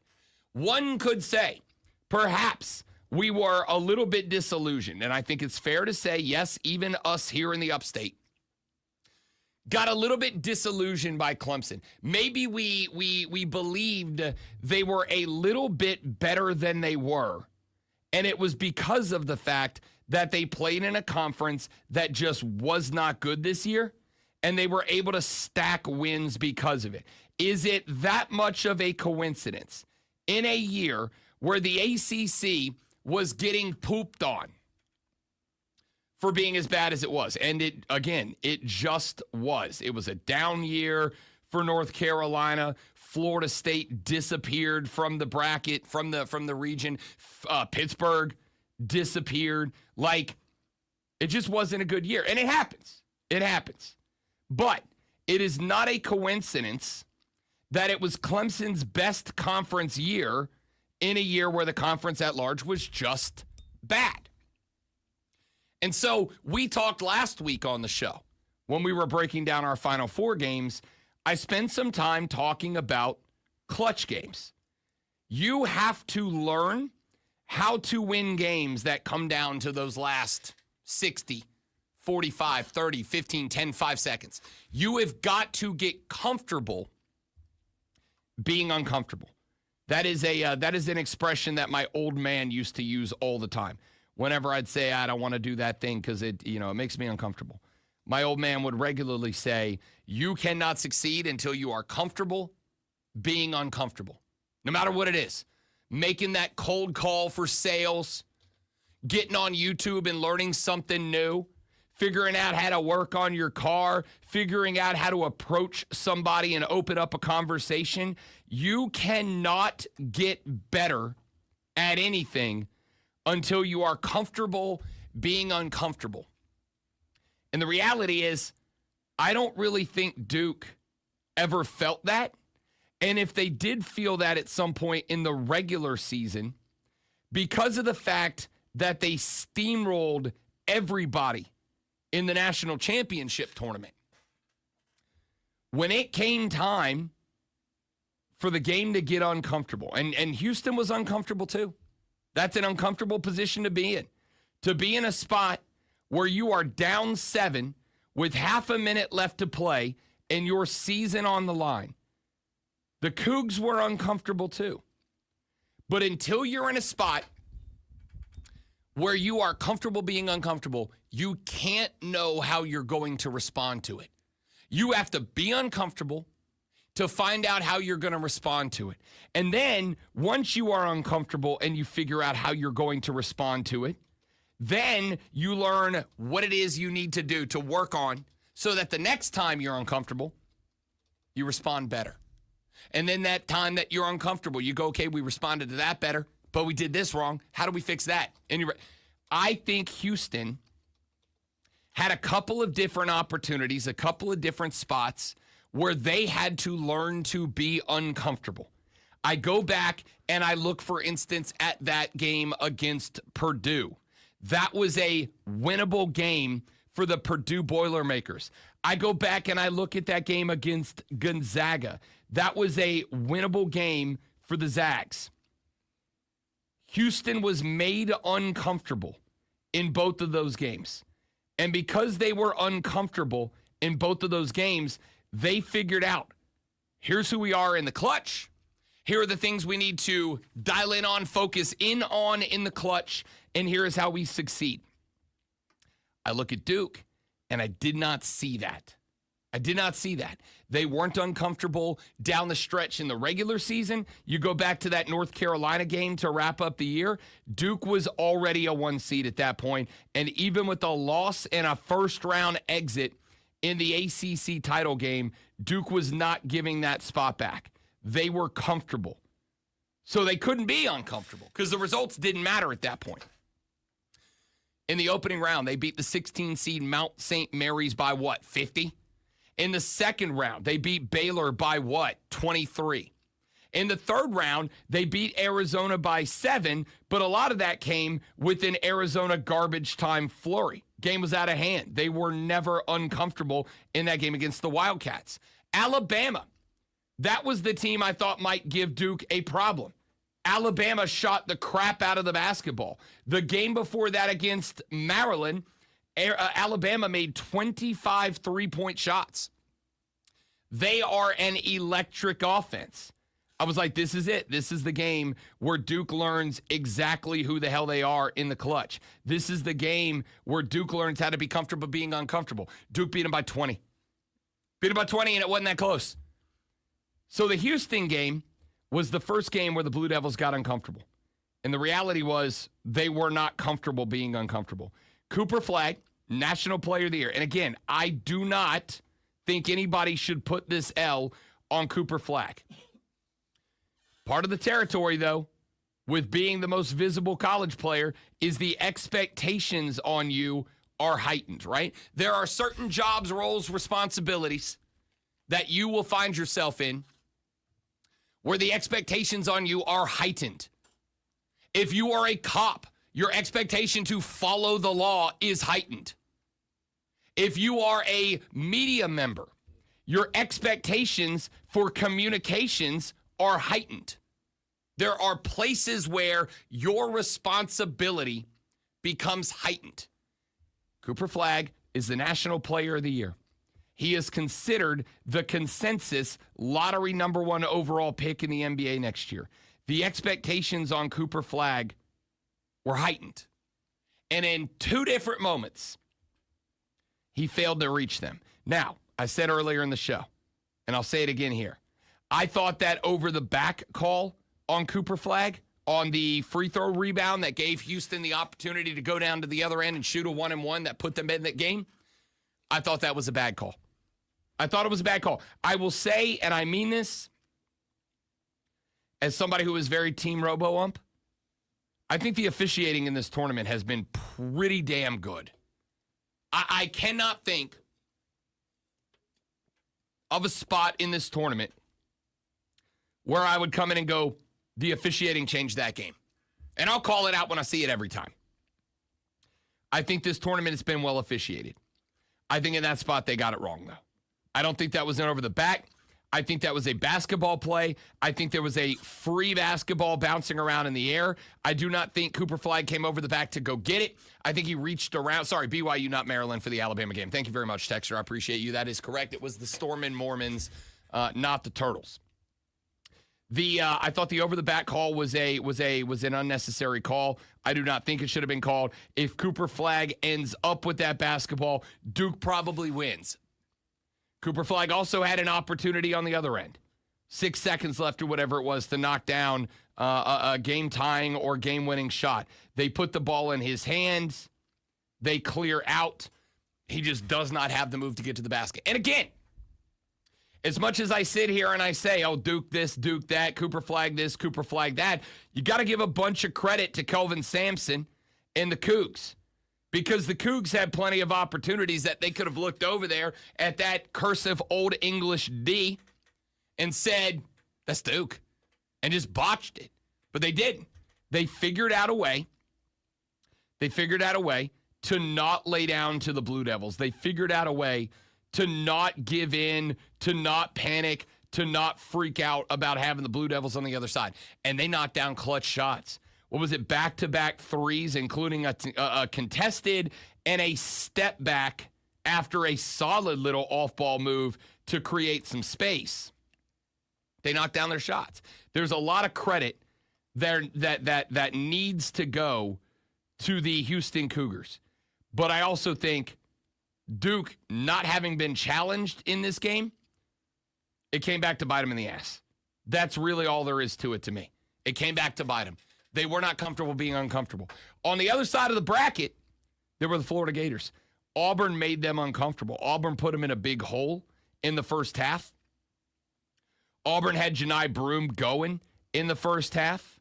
Auburn was finding some other guys that were pitching in the first half. And the difference between the mighty Gators and the Blue Devils, the difference in a team that punched their ticket and a team that punched their ticket for the plane ride home, is that Florida was comfortable being uncomfortable. Florida was comfortable being uncomfortable. When Auburn late in that game had built up a 7-8 point lead, there was not a spot where Florida looked like the moment was too big. In fact, quite the opposite. When Walter Clayton Jr.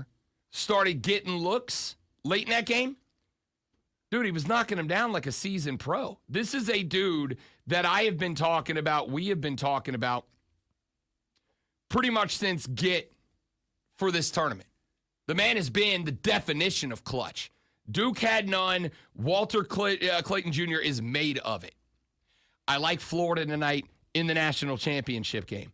And I like Florida for a handful of reasons. Number one, we talked about Alex Condon. I thought that he was not 100% going into the Auburn game. I said on Saturday, if Florida was going to lose this game, even though I did pick them, if Florida was going to lose, it was because Janai Broome was going to feast on a busted-up Alex Condon in the paint. Which is, again, like that's not a hot take. That's not a big, unique take from Rob Brown.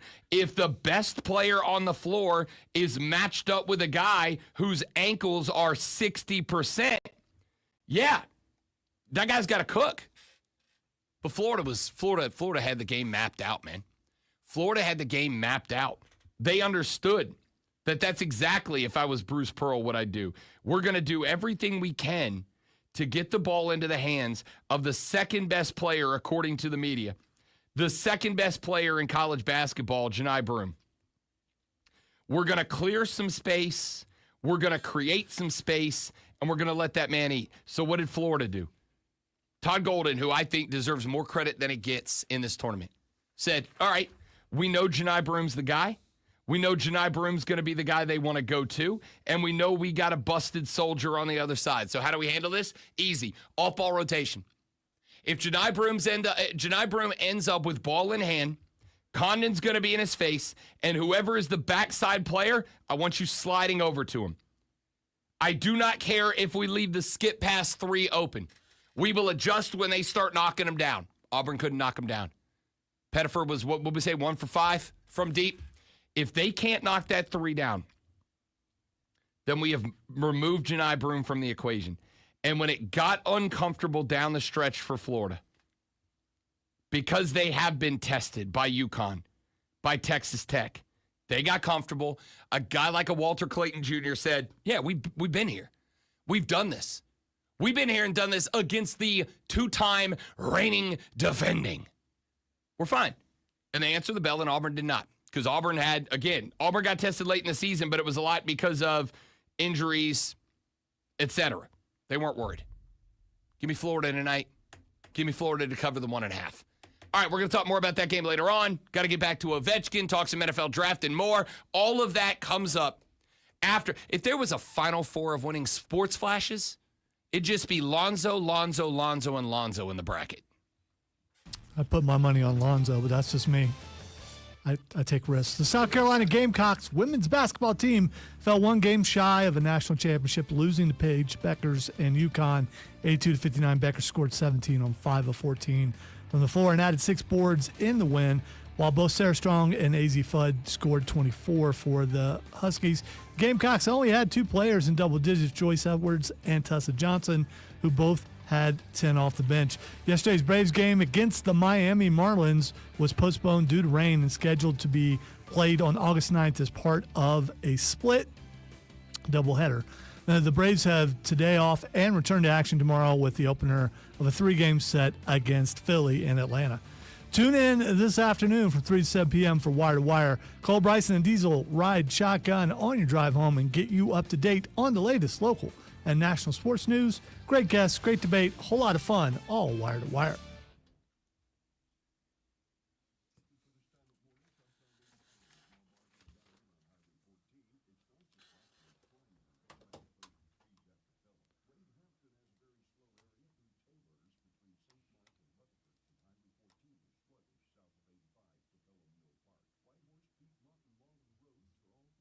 It's weird.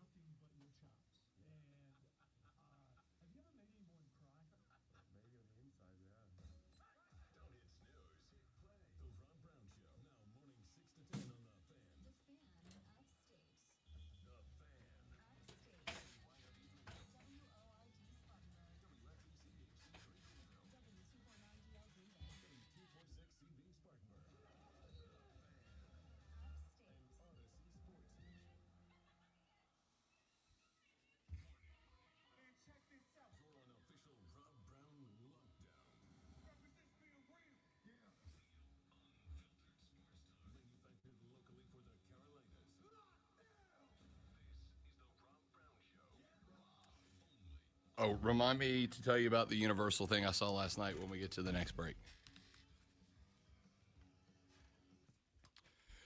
And off we go into the third hour of the Rob Brown Show right here on the Fan Upstate. Howdy, y'all! Welcome in. Great to be with you, Rob Brown, the Great One Lonzo, and you. Hope you had a good weekend. Hope all is well. Let's have some fun, shall we? I am Rob Brown, the Great One Lonzo, on the ones and the twos this AM. It is 8:01 on the dot. Nailed that one. Time for your audio blitz. Best audio we have picked up over the past however many hours since the last time we did the audio blitz. This is a very interesting time in the sports calendar, obviously, because we have NASCAR running right now. We have baseball. We are getting to the end of the NBA's regular season. We are getting to the end of the NHL's regular season. We had our Women's College Basketball National Championship yesterday. We have our Men's College Basketball National Championship tonight, a game we will continue to break down. I'll give you some thoughts. I gave you the intangibles that I think come into play in the last segment. I'll give you the X's and the O's that I think matter coming up a little bit later on in the show. I have already selected, I think the Florida Gators are winning another basketball national championship tonight. I really like what Kelvin Sampson has built there at Houston. I really like the team that he has put together. I really like the organization that he has put together. But I think that Florida right now is just the most complete basketball team in America.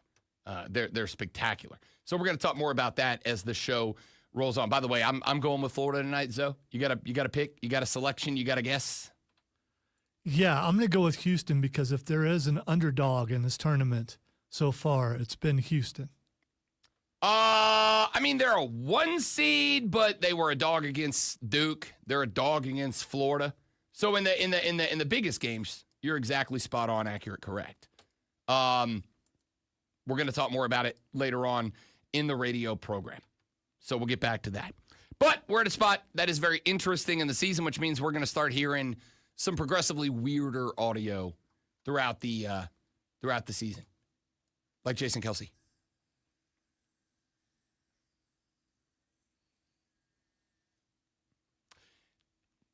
That might be my favorite clip in the library. It's beating out Gronk for you? It might beat out. And it's a pretty good piece of audio from the superior Kelsey brother. But we got some more stuff. Let's go to the Pirates and the Yankees. Aaron Judge at the dish. It's a good game. The Yankees trying to get the offense started again. They had an absolute jump start of a go to the season. Conversation about the torpedo bats was largely started by the fact that the Yankees hit a gazillion home runs. But it's kind of been, if you'll pardon the expression, hit or miss since then. Yankees Pirates, Justin Lawrence on the bump, Aaron Judge at the plate. Lawrence has got Aaron Judge in a spot, looking to try to get the K against the big man. And it's my favorite call in baseball so far. 2-2 on Judge. Oh, wow. Almost down the middle.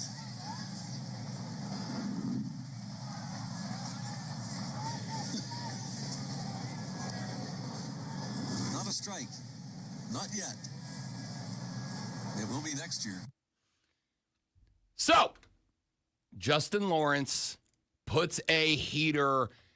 I'm not going to say it was dead center, but it wasn't but 3 or 4 inches to the right of dead center down the dish, and it is called a ball. Aaron Judge would walk at that AB, and the Pirates play-by-play guy goes, not a strike, but it will be next year. Wow, we waited for that. And that's what okay. ABS is coming, baby. I know you can't hear my eye roll on the radio, but you should have been able to.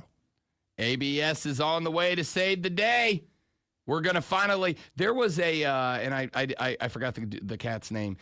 There was an umpire in an MLB game, great one, that missed 23 calls this weekend. According to who? According to the K-Zone and umpire analysis. Okay. I don't know what those things are, but okay. You don't know what the K-Zone is? No, I don't. It's the ABS. It is a system. Yeah, but that's not in play right now, so you can't count that. I can, and I just did. What's the umpire thing you were saying? 23 missed calls. 23. A pitcher might throw 100 calls in a game. Do you imagine somebody getting something wrong that impacts you 24% of the time? Do you know what you would do? You'd hit him with the Vincent Kennedy McMahon is what you would do. Exactly. All right. Victor Cruz is an NFL wide receiver, or I guess I should say was an NFL wide receiver, played many years. He's probably like 40-something now, but maybe. Oh, God, ancient. Yeah, for receivers, for sure. I mean, like, just crusty 40-something. Why are you sitting down? All right, that's rude. That's rude. I mean, you talk about. I just was. That's rude. That's unnecessary. That is a personal attack. I feel personally attacked. That is condescending and inappropriate. I'd like to speak to HR, please. Okay, I was wrong. He's only 38. Yeah. There you go. And crap. I'm not going to apologize. Crap. That makes it worse somehow. So, think HR would send me home? If so, call him up. Which I could use a day. Victor Cruz was an NFL wide receiver for a very long time and spent the majority of the prime of his career with the New York Football Giants. Then, at the tail end of his career, got traded to the Chicago Bears. Now, I'm playing this clip because last week we had a conversation surrounding LeBron James in the interview that he did with the Pat McAfee show. And the conversation we had was about the, dare I say, vitriolic response to a lot of what LeBron James had to say on that podcast. And Lonzo and I came up with a working theory that a lot of the pushback that came towards LeBron came from members of the traditional legacy media. Why? Because this was a man in LeBron James, arguably the most infamous athlete on the face of the planet, who has largely over the past couple of years ignored the legacy media. He does not show up and do studio shows. He does podcasts, he does webcasts, but he doesn't really do traditional media. And Zoe and I both think that at least some element of the criticism towards LeBron James stems from the fact that a lot of folks in the traditional legacy media don't like that they don't have access to the most the most infamous player on planet Earth of any sport right now. Now, I actually, despite being a member of what would be considered, I think, the legacy media here in the sports talk world, I actually have enjoyed watching and listening to and partaking in the rise of new media, the podcast world, the webcast world, etc. Now, it does create a bit of a problem for me. Why? Because anybody can podcast, which means that right now there is an influx of like former players and whatnot that are doing podcasts. And those players are obviously like way more known than I am in circles. So when players and whatnot are doing podcasts, they're going to show up on Spotify, whereas folks like Zoe and I are out here fighting for our lives, yeah? But we are on Spotify, by the way. Well, you know what I mean. Yeah, okay. We are on Spotify, but I mean, we're not showing up on the top 100 sports podcast charts just yet. Working on it. So check us out on Spotify. Help us out. Too. Find us on Spotify and download episodes, all right? Download them, listen to them in the background, and then delete them. Just help us get the numbers. Anyway, As much as that puts me in a weird spot, I actually don't hate it, and I don't hate it because players talking to other players, they kind of open up more, right? Like they come up with guys like me and Zoe, and one of the reasons that Lonzo and I do excellent interviews is because of a strategy of interview that we both agree to, which is to disarm.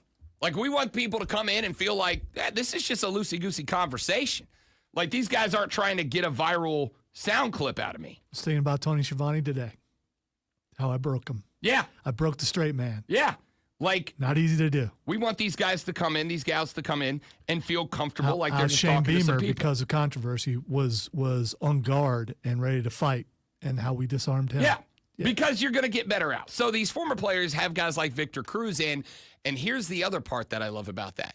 When they get disarmed, when they feel like they're just having a conversation and they're not being utilized to try to find a viral clip, they say things like what Victor Cruz said about his move to Chicago. Something they tell you in the league often is like, oh, it ain't, when you leave the Giants, it ain't the same everywhere. Or like it ain't. And I'm like, what? I'm going to the Bears, heralded organization, been around for 100 years. Like they absolutely run a high-level organization there. And I got there and I was looking around, I was like, this is trash. Food was trash. Ownership was trash. Wow. Like, Chicago? Coaching staff was trash. I get that part, but food?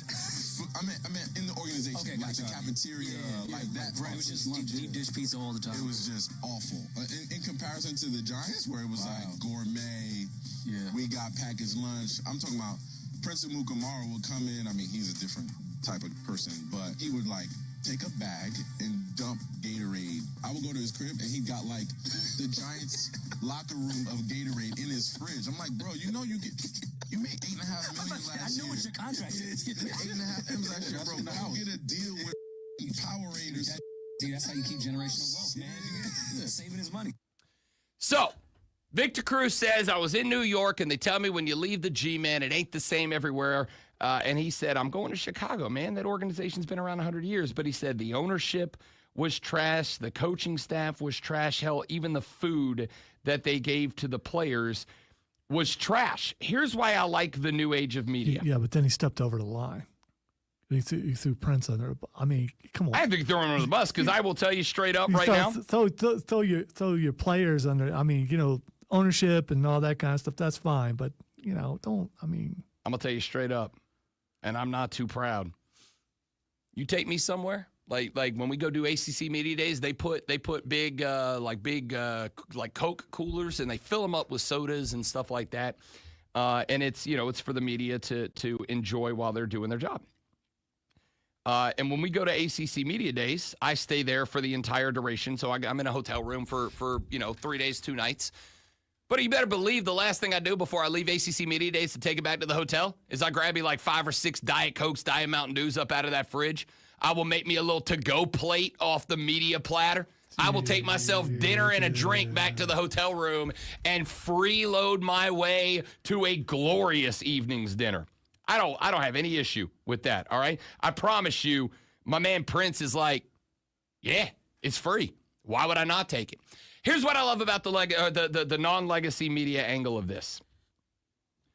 Over the past handful of years, and it's changing now with Ben Johnson in play. We'll find out if it keeps going. But over the past couple of years, Chicago's kind of had a difficult time getting a lot of veteran free agents to come.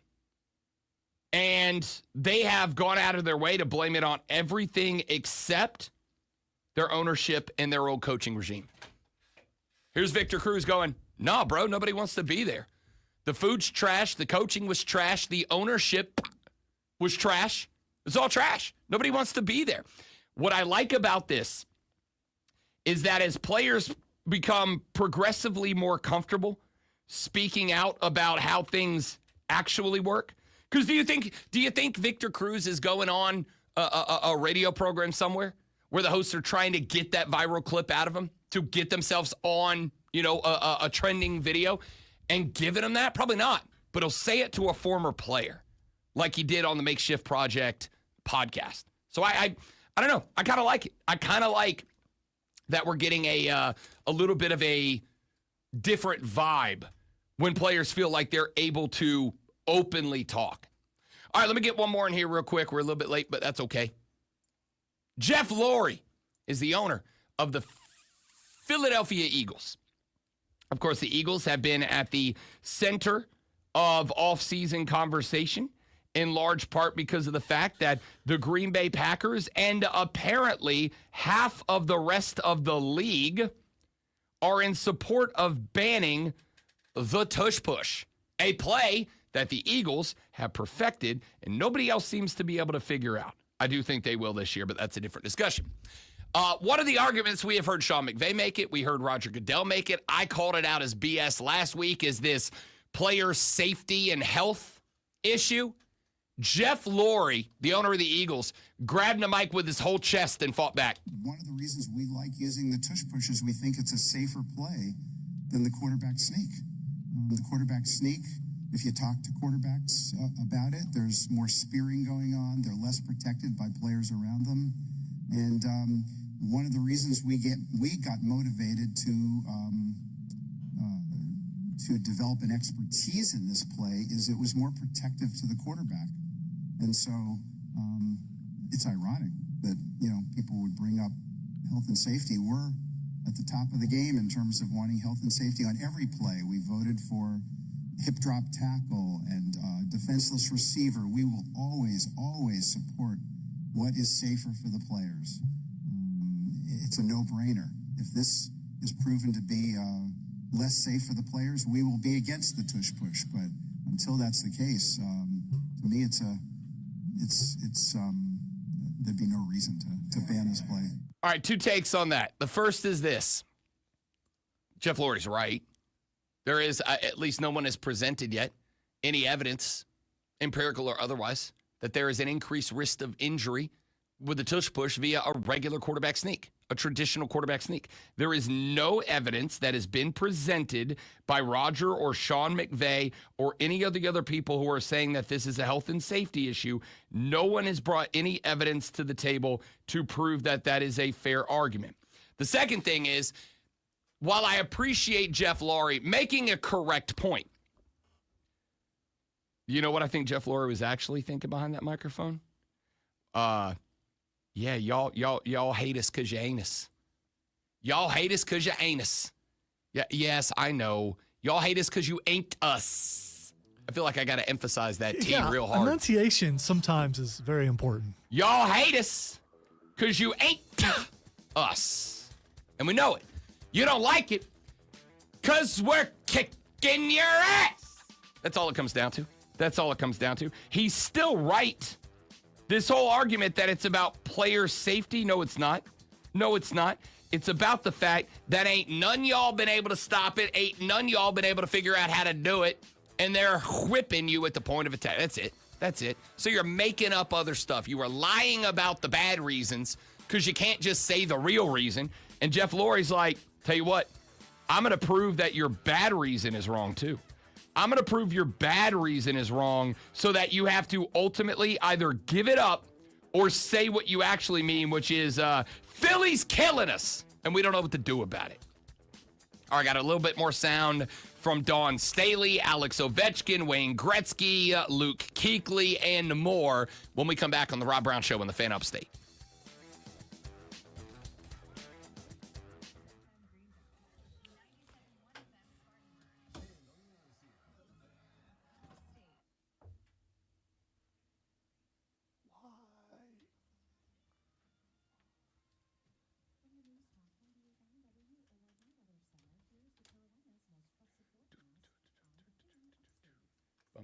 Bum.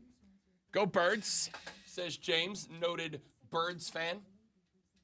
You know, if you take that out of context, James, it just sounds like you really like birds, which is hilarious. All right, give me 45 seconds, guys. I'll be right back. Don't go anywhere, please, and thank you.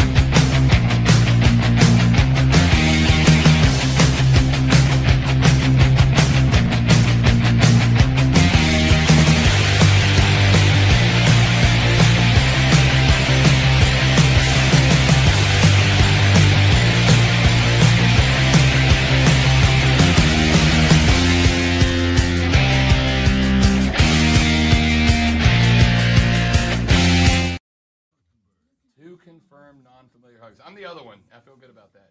Yeah, but I think all Robs are family. So, I mean, That's fair. I'll take it. I don't know any Robs who I don't work with. I feel like Robs are inherently likable people. Are Now- there any negative Robs? Now, Rods, that's totally Different different. story. Yeah, for That's sure. my alter ego. One of the guys at the hockey team learned yesterday that Daniel Bryan and Brian Danielson are the same person. He's like, wait a minute. So he just switched his names around? And I'm like, yeah, isn't it brilliant? The Rob Brown Show continues. The Fan Upstate. We got John Blau of the Post and Courier coming up here in about 20 minutes. We'll check in on the Clemson baseball team I was going to say on the road. I mean, they were on the road in the traditional sense of the sports word, more on a plane, as they had to go all the way out to the left coast, had to head out to Berkeley to take on Cal this weekend, and they get the 3-game sweep of the Golden Bears. We'll talk to John Blau about that because the Cardiac Cats were winning some baseball games, but they were making it real tense in the process. So we'll talk to John Blau about that coming up in about 20 minutes from now. Do want to keep going with some audio we picked up over the weekend. I want to talk a little bit about coaches. I want to talk about coaches because one of the things that I have loved about this college basketball season, without a doubt, has been to me, illustration that when it comes to college sports moving forward, coaching is everything. To me, I think it has been illustrated by this tournament. And when I say coaching, I'm not just talking about X's and O's and shouting on the sideline, right? I'm not just talking about sending the folks out there, sending your players out there and, picking the right tactics, the right play calls, all that. I mean, it is all mucho importante. But I think it's as much about establishing a culture, translating that culture, translating the expectations of that culture to your players, and getting them to buy into it. I didn't pull it. I did pull it. I recorded it, and the audio blew up for some reason. But I found a clip from John Wooden, the legendary college basketball coach. And he was talking about his first interaction with Kareem Abdul-Jabbar back in the day. And obviously the two of them would go on to have tremendous success at UCLA. And he said, I wrote a book about coaching. And in that book, I had a chapter called Handling Your Players. And he said the first time Kareem was on campus, he was talking to some media members. And one of the media members asked him the question, how do you feel about the way that, your coach handles you as a player? And he said, Kareem said to that media member, I don't get handled by a coach. He said, you handle inanimate objects. I am not an inanimate object. I am a person. You do not handle me. You work with me, and I work with you. And John Wooden said, you know what I did? I went back to my office immediately after that. I picked up a copy of my book, which had a chapter called Handling Your Players. And he said, every instance where I said handling a player, I scratched it out. I changed it to work with your player. I sent it to my editor, and I had him republish the next edition of that book with that word changed from handle your player to work with your player. I don't think that's ever been more important. And I think the coaches that you are seeing now, have you been watching these post-game press conferences with, say, Bruce Pearl at Auburn and the way that he interacts with his players on the podium? And that's authentic. That's legitimate. That's genuine. I think it's great. Dan Hurley, we've talked about Dan Hurley and the fact that he is he's a wrestling bad guy, the way that he acts. But his players love him. They bought in. Kelvin Sampson, I heard a clip from him last night that he said, look, there are things that we set as cultural landmarks for this program, and they are not optional. When we go recruit a kid to come play here, whether it's out of the portal or out of high school, when we go get a kid, we say point blank, here is what we do, and here is how we do it. And these things are non-negotiable. So if you feel like any of these will be a problem, go ahead and tell us now. Because this isn't going to be something where you're going to show up and you're going to fake your way through it for a couple of years. This is going to be something where you're going to show up, and the minute that you start not meeting our expectations of you, you're going to be finding somewhere else to play, and it won't be with the Cougs. And he said, and eventually those expectations become the standard. And once they become the standard, now you got a good basketball program. And I think Kelvin Sampson has proven that with the Cougs playing for a Natty tonight. Let me give you a couple of clips. I'm going to start with, and this is not a college basketball coach, this is Dwayne Wade.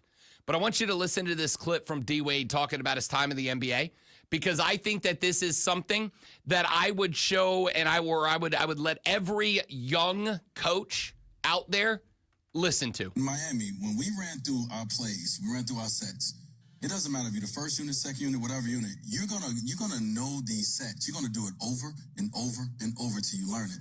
When I was in Chicago, I would see the second unit run through the set, pick it up, and they just move on. And I was like, wait.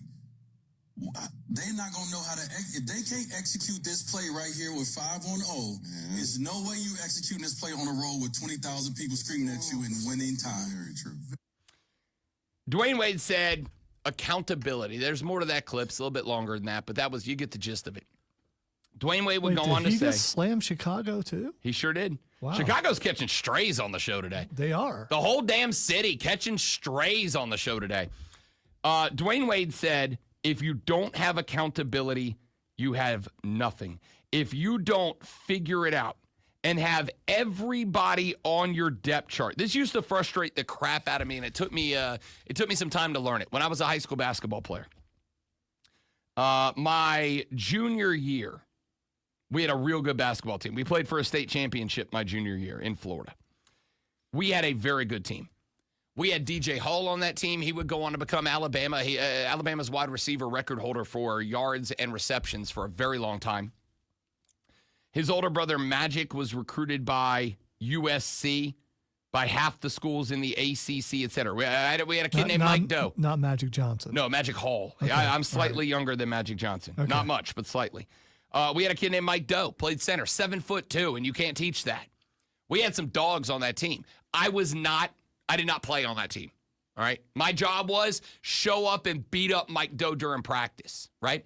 But I used to get real frustrated because our head coach, Mark Tiza, whenever we would do like an offensive practice, we used to do 2 practices. One would be offense, one would be defense. Defensive practice, we didn't even bring a basketball out to the floor. It was all defense, right? And I used to get real frustrated because we'd have these elaborate offensive plays because we had the talent to do it, right? We had the talent to run these elaborate offenses. And he would bring us out on the floor, and I was never going to play. I was third string. Like I said, I was a bench guy. I was depth guy. We're down 6 with 2 minutes to play. We need somebody to go out there and foul their worst shooter, Rob Brown. And I would check in, and I would tackle their big man into the wall, and then I would check back out. That was my whole role. And when we had these offensive practices, Mark Tiza would send the 4th string out there to run our sets, and we would drill them over and over and over. And I'm like, yeah, I'm never going to play. What the hell's the point of this? Why am I running how to run? How am I learning how to run push, which was our 3-point shooter play? Why am I being drilled this? Why do I have to do it 75 times and get it right that many times in a row, or we keep practicing when I'm never going to play? And the answer is because if we get to a spot where a guy ahead of me gets hurt, and then the guy ahead of me gets hurt again, I got to go in the game. And if I go in the game and I don't know our sets, I can't spring Magic Hall to knock down a 3 from the logo to get us into a game, right? Like, that matters. Let me take you to Dawn Staley.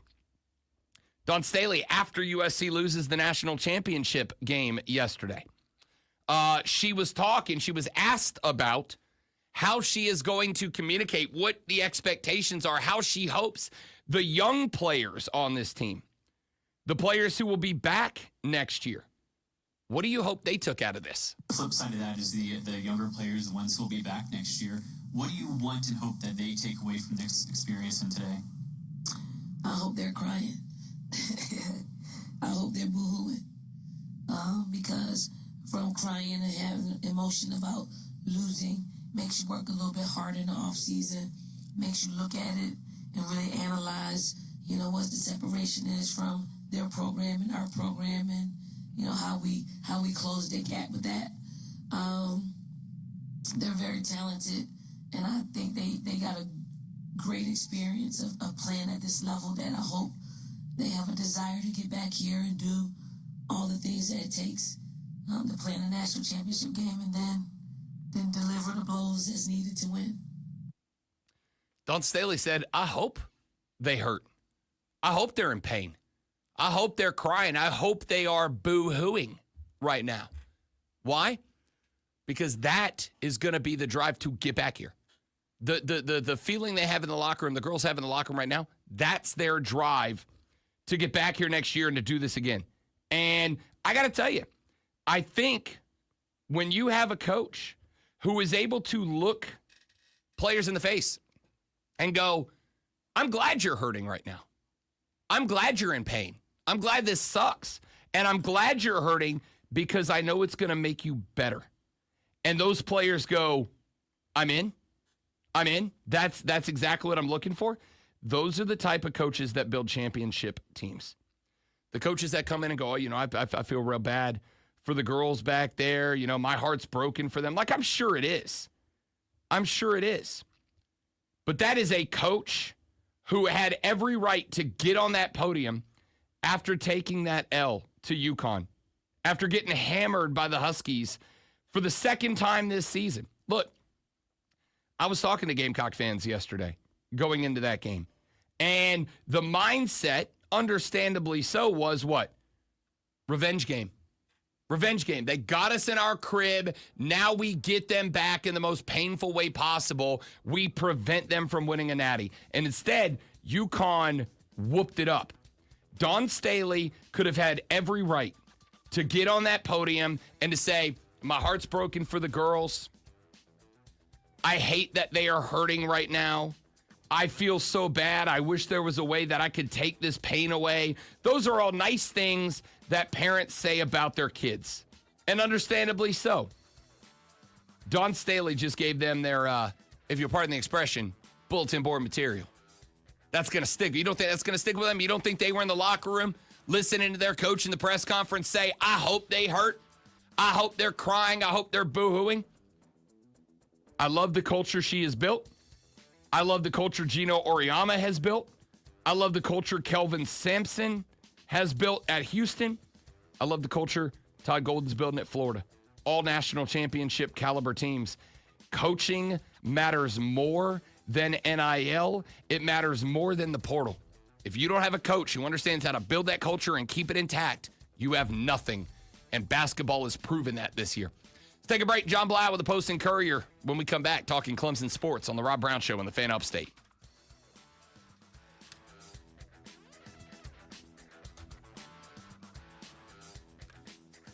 All right, guys, stepping away for a couple of minutes to get John Blau lined up. Y'all stay right there. We will BRB.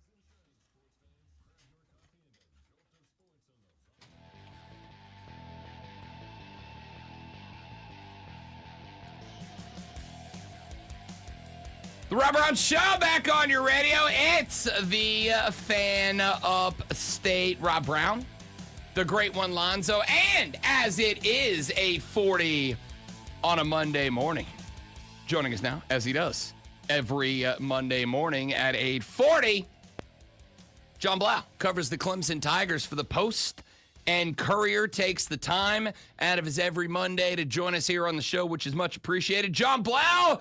Big weekend of baseball all the way out in California. Also had the Clemson Tigers spring game. How we feeling after an exhausting, I have to assume, weekend, bud?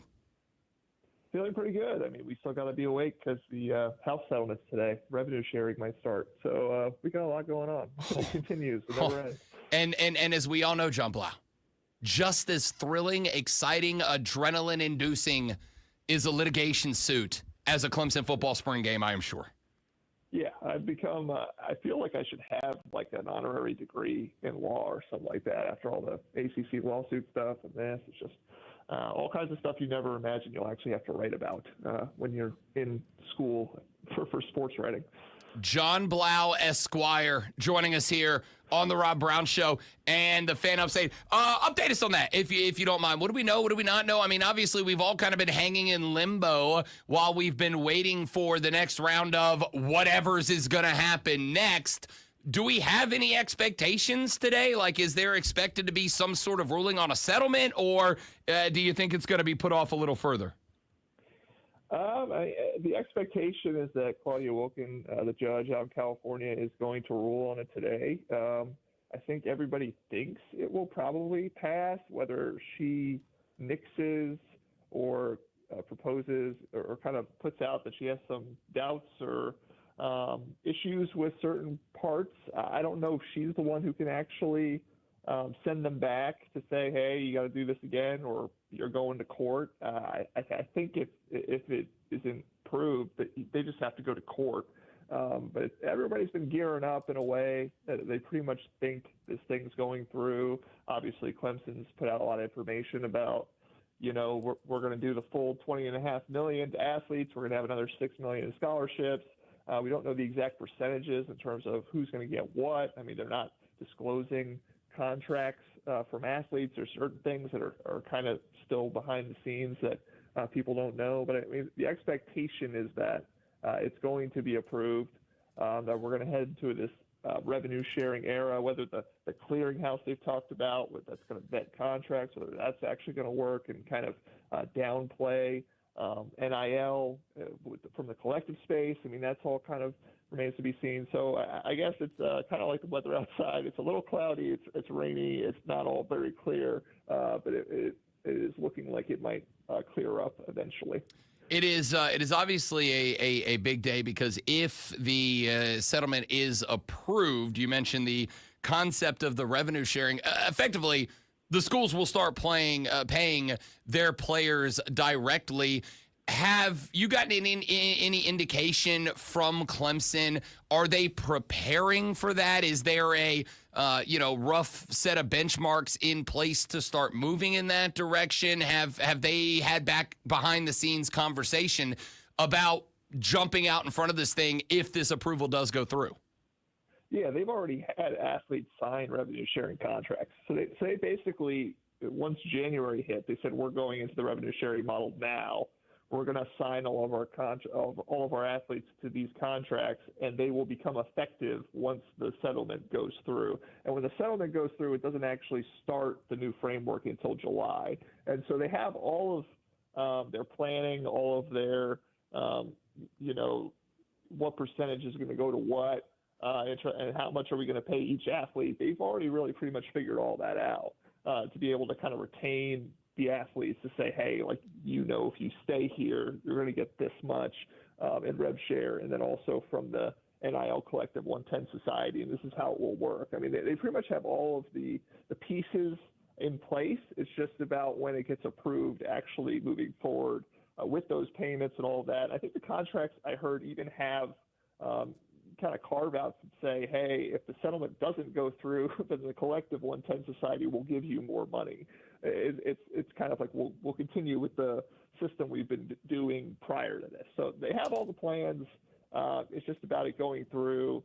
and then obviously seeing how the other mechanisms will work, because we don't know. Again, this clearinghouse that Deloitte's supposed to run that will vet any deal that's over $600, that is supposed to root out some of this pay-for-play stuff where collectives are paying athletes 6-7-figure deals for no really reason, no fair market value reason. But then there's also kind of criticisms of a clearinghouse model, because really fair market value is what the market is willing to pay you, and so it might break antitrust rules. There's all kinds of issues. That's why the NCAA is still up trying to get Congress to get an antitrust carve out for them there. There's a lot that's unknown, but from Clemson's end, they've kind of already, again, like I said, put a lot of the pieces together to be ready to go when this thing is approved today. The pay-for-play argument or discussion, I guess I should say, is an interesting one. The concept of having effectively a rough salary cap of around $20.5 million is an interesting angle. John Blau, the most interesting angle to me, I think, is the limitations, including a scholarship limitation that could be put into play in part or in whole by all this. The actual angle of coaches and I guess a lot of schools now, general managers, having to build and construct rosters while keeping all of this in mind, effectively setting up kind of the same setup that NFL, NBA teams have to go through. That's going to be, I think, the most compelling thing for your everyday sports fan moving forward. How have the coaches been reacting to this, or have they been largely keeping quiet about it? Because we haven't really heard a lot from the folks who are actually running programs. Yeah, I mean, I just remember I was asking Dabo Sweeney, because, I mean, obviously, like you said, the scholarship limit's going to increase from 85 to 105, and they're recruiting in 2026 new numbers, because obviously you used to have maybe 15 scholarship offensive linemen. Who knows how many more you can have? I remember asking him, offensive line, what do you think? And he's like, you want me to give you that number? He's not going to give me that number, because it's a competitive disadvantage potentially to say, well, we're going after this many offensive linemen in this class. So they're definitely thinking about it. It's just the public disclosure of those things in terms of how exactly they're going to manage the roster, how much exactly they're paying guys. Even with Clemson basketball, obviously there were some guys who went into the portal, other guys coming back in. That's definitely them evaluating who is worth how much, and we have this much money to play with. What is out there that we can, get on the market? And so those are things that everybody is, playing around with. Obviously, Clemson football, a little bit of a different story. Obviously, Dabo, he's going to keep everybody. He's kind of ride or die with everybody. It's about just keeping those guys and then evaluating how much they're worth and paying them what they feel like they're worth. They obviously brought in Kevin Kelly, who's a new, I think, a director of player acquisition is his title. He was a scout for a long time with the Chargers. So they brought in, obviously, some more pro-oriented type of minds that can kind of, again, help them with evaluating their own talent, how much they're worth, and then also how, what is out there, how much money do we have to play with, and having the resources to go and figure out what kind of roster you can build. Because like you said, yes, it's much more of a pro model, and it's definitely something that's a little new to these colleges, except not totally new, because ever since NIL started in 2021, they've been doing this. It's just been more kind of under the table. John Blau from the Post and Courier joins us every Monday at 8:40 to talk Clemson athletics. All right, let's talk a little bit about the spring game. John Blau, kind of an interesting setup this year. Didn't go with a traditional split squad, but instead went offense v defense, meaning you could do a true ones-on-ones, twos-on-twos kind of scenario. Overall, what's your analysis on what we saw on Saturday? Yeah, overall, I always say spring games, you can't take much away from them at all. I mean, obviously, they didn't split the squads like normal, so it was offense versus defense, but there were so many guys missing, on both sides, the offensive line and defensive line for Clemson. Not exactly what you're going to see during the year, but, I mean, we did see some interesting flashes. I mean, the one that flashed the most, Tristan Smith, the receiver transfer from Southeast Missouri State, 6'5". I mean, he made a bunch of plays, 5 catches, 137 yards, a touchdown, one that went for 72 yards. I think he may have dropped it right at the goal line. That's one thing he's got to work on. But that was a big thing for Clemson, to be able to see a guy be able to make plays like that, who was kind of a wild card. Of all the three transfer additions they brought in, was probably the biggest wild card because he's coming from a lower level. We saw some, good things from all the quarterbacks, honestly. Like Christopher Mazzina was very sharp, made a bunch of throws, and Kate Klubnik, even Chris Denson, the third stringer, the freshman, looked pretty good too. Gideon Davidson caught a few balls out of the backfield, the freshman running back, who's a guy who they have high hopes for. You saw flashes. You saw a lot of flashes from a lot of different guys. But yeah, in terms of overall big picture stuff, there's just so many guys missing. I don't know if I could tell you if this is a great Clemson team yet or not from a scrimmage. I think that's more than fair. Talk to me about what we did see out of Cade Klubnik. I know he had a couple of bright moments in there. Obviously, the discussion about Cade is he going to take that final step? For a hot minute there last season, John Blau, we were talking about him maybe playing his way into a Heisman Trophy conversation before he kind of, I don't want to say faded down the stretch, but maybe played a little bit more in line with the expectations. Did we see any spark out of Cade Klubnik to generate some optimism coming into this year?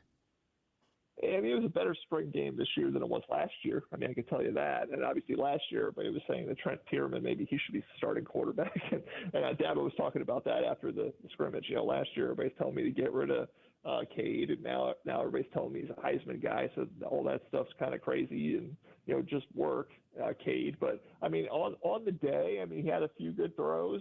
He had a couple he missed. I mean, I remember one to Wesco that he had deep that he kind of overshot him, and one where he just missed everybody and hit Khalil Barnes, who actually couldn't be tackled because he was in a non-contact jersey, but maybe could have had a pick six in that situation. So, he had some goods. He had some good. He had some bad. But it's a spring game. Again, you're just missing so many guys on the offensive line. His left tackle's freshman, Braden Jacobs. You hope that's not the case coming into the year. All of his receivers were wearing non-contact jerseys. I mean, it was just kind of a weird setup. But, he looked better than last year. I mean, again, some misses, some good throws, but it's a spring game. Again, I'm not going to take too much away from it.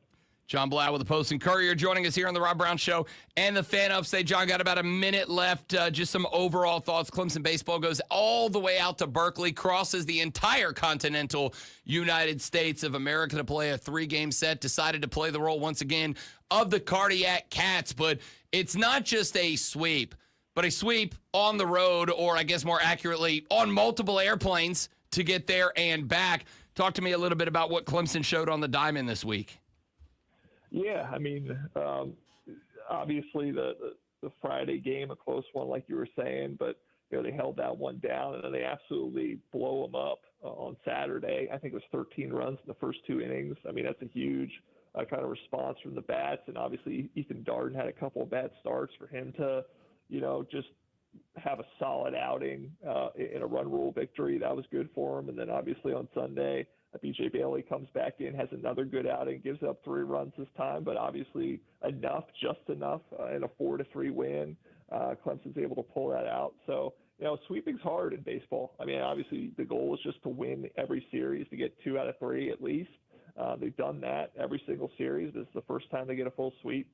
To get, kind of that momentum rolling and come into another home weekend against Louisville, playing as well as they're playing. I think they're 30-5. They're 9-3 in the ACC. Everything's going pretty well. And then they get the beer this week at Doug Kingsmore Stadium. I know Eric Bakich is really excited about that. John Blau covers the Clemson Tiger Athletic Department for the Post and Courier. Kind enough to join us every Monday at 8:40 to check in with Los Tigres. John, my man, I appreciate you, buddy. Listen, I wish you the best. Feel free to pop some bourbon down tonight, because after a couple hours of litigation, you might need it. Exactly. I appreciate it. Thanks, Rob. You got it, buddy. Thank you very much. John Blau for the Post and Courier again joins us every Monday at 8:40. Every hour, at the end of the hour, Lonzo joins us to give you a sports flash. Well, almost every hour. So some hours I just read what's on the page. South Carolina Gamecocks women's basketball team fell 1 game shy of a national championship Just wanted him to think about it as he left. Losing to Paige Beckers in UConn, 82-59. Becker scored 17 on 5 of 14 from the floor and added 6 boards in the win, while both Sarah Strong and AZ Fudd scored 24 for the Huskies. The Gamecocks only had 2 players in double digits, Joyce Edwards and Tessa Johnson, who both had 10 off the bench. Former Atlanta Falcons wide receiver Julio Jones has called it a career, announcing his retirement yesterday. The 7-time Pro Bowler led the NFL in receiving yards twice and is the Falcons' all-time leader in receptions and receiving yards, and is second in all-time touchdowns for the Falcons. Tune in this afternoon from 3-7 p.m. for Wire to Wire. Cole Bryson and Diesel. Ride shotgun on your ride home and get you up to date on the latest local and national sports news. Great guests, great debate, whole lot of fun. All Wire to Wire.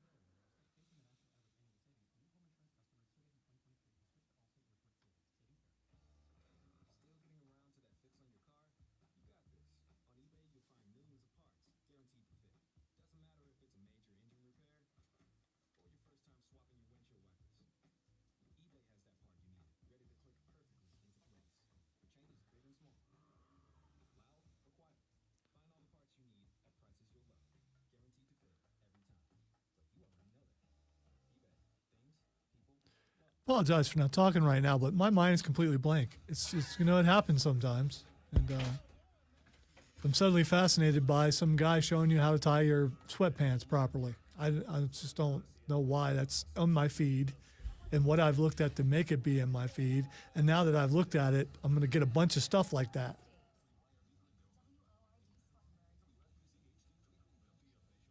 There's always someone to tell you that whatever you're doing it wrong. including tying your sweatpants. Not wrong, but that there is a better way to do it. Oh, I could tell without hearing the sound my dude was being condescending. No, I think you take it as anyone who tells me the way I'm doing it is wrong or it can be done better is like an insult. It's not. Don't you project on me. I like learning that there's a better way to do stuff. Good morning. Yes, it is. The final hour of the Rob Brown Show starts now. It's a good morning if you're a duck.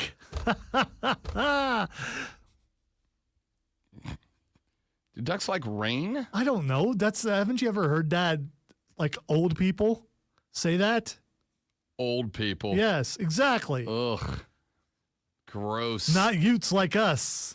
Not us Utes. Welcome back, ladies and gentlemen, the final 60 of the Rob Brown Show on your radio. It is the Fan Upstate. Rob Brown, the great one, Lonzo, and you will be a part of the show. 844-326-3663. That is the Spartanburger text line, the Hub City Spartanburger text line. 844-326-3663. That is also the call-in number, should you elect to be a part of the show. 844-326-3663 is the number. All right, looked it up. Apparently, ducks do like rain. I mean, surprise. Okay. Cool.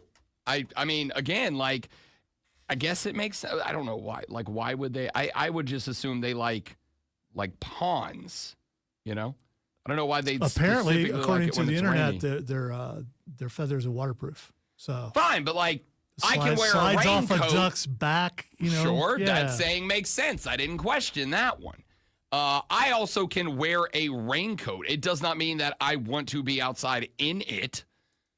I don't know. If you are out in it, be careful and take your time. One of the pastimes of this show is looking up the, the etymology of words and phrases, and I'm gonna like that one. Now I have to know the weather preferences of ducks. That's just gonna be a larger than I'd like to acknowledge portion of my day is going to be looking up the weather preferences of ducks. All right. Before you came here 5 years ago, did you ever believe that there was someone else who does stuff like that, like you do?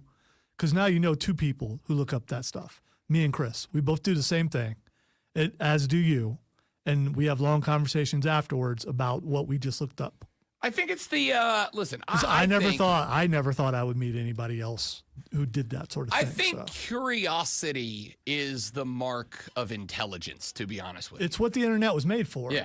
I think curiosity, to me personally, curiosity is the mark of intelligence. If you want to learn new things and you want to know why and how, etc., that to me is the mark of an intelligent person. Like we were talking during the break, because Lonzo's algorithm is like on fire today. During the break, the great one was presented via his social media feed with an instructional video on what, Lonzo? How to properly tie your sweatpants. Let's start with this.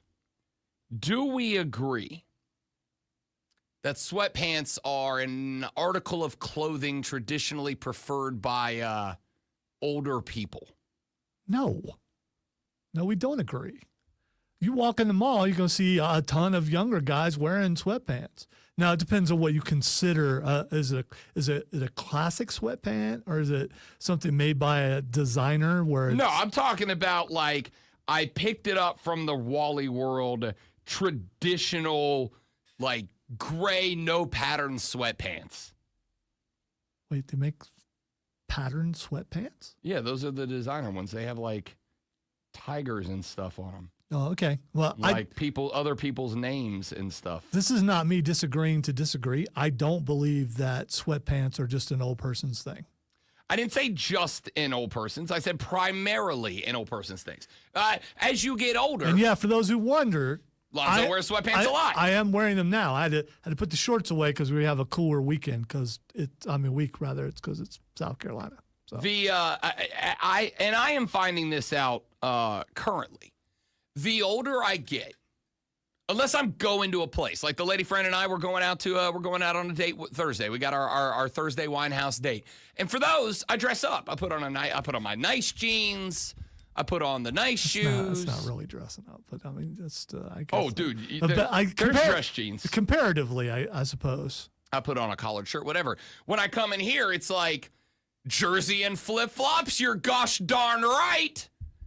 And as I age, I find that I get progressively more excited by having to do progressively fewer things, right? Like it used to be, Rob was very extra. Rob, who showed up to do his radio show in like 2011, went to the nines. And I wasn't even streaming. I was just one of those, like I used to very much believe in the old dress for the job you want, not the one you have thing. You never know who's going to walk through that door. Now I'm like, Jersey Day is every day. What if you're at the job you want? I'm never at the job that I want. I want the job that I have. Let's say you were at the job you wanted, the one you were shooting for. Then I'd probably wear sweatpants. Okay, that's all I wanted. I think sweatpants are traditionally like regular bottom at the Costco sweatpants are a traditionally older person's clothing. And I think a large part of that is because they are zero effort clothing. They're comfy. They're non-restrictive. It takes literally no time to just, whoop, they're on. All right, let's move on with our day. So I'm still dressing like I did in elementary school and middle school and high school. So I've been old since I was born. I mean, I can't say no. I didn't know you. But I would guess probably. No. You're what we in the biz call an old soul. If you say so. Maybe value-wise, but I still play video games. And a bunch of older people look at me like, when are you going to grow up? Brian said, I wear sweatpants at home. Yeah, because again, comfy, low effort. When I am at my house, I don't wear pants at all. Brian, effort. Are you old? Because according to Rob, you must be. No, that is, again, not what I said. What I said, I should clarify it further. I am talking about people who wear sweatpants as regular pants out in public. Traditionally older than average. Yeah, and all right. So next time I'm out, because I have noticed this before, but I'm going to maybe start taking pictures with permission of all people who are not old who are just out wearing sweatpants. You can just count.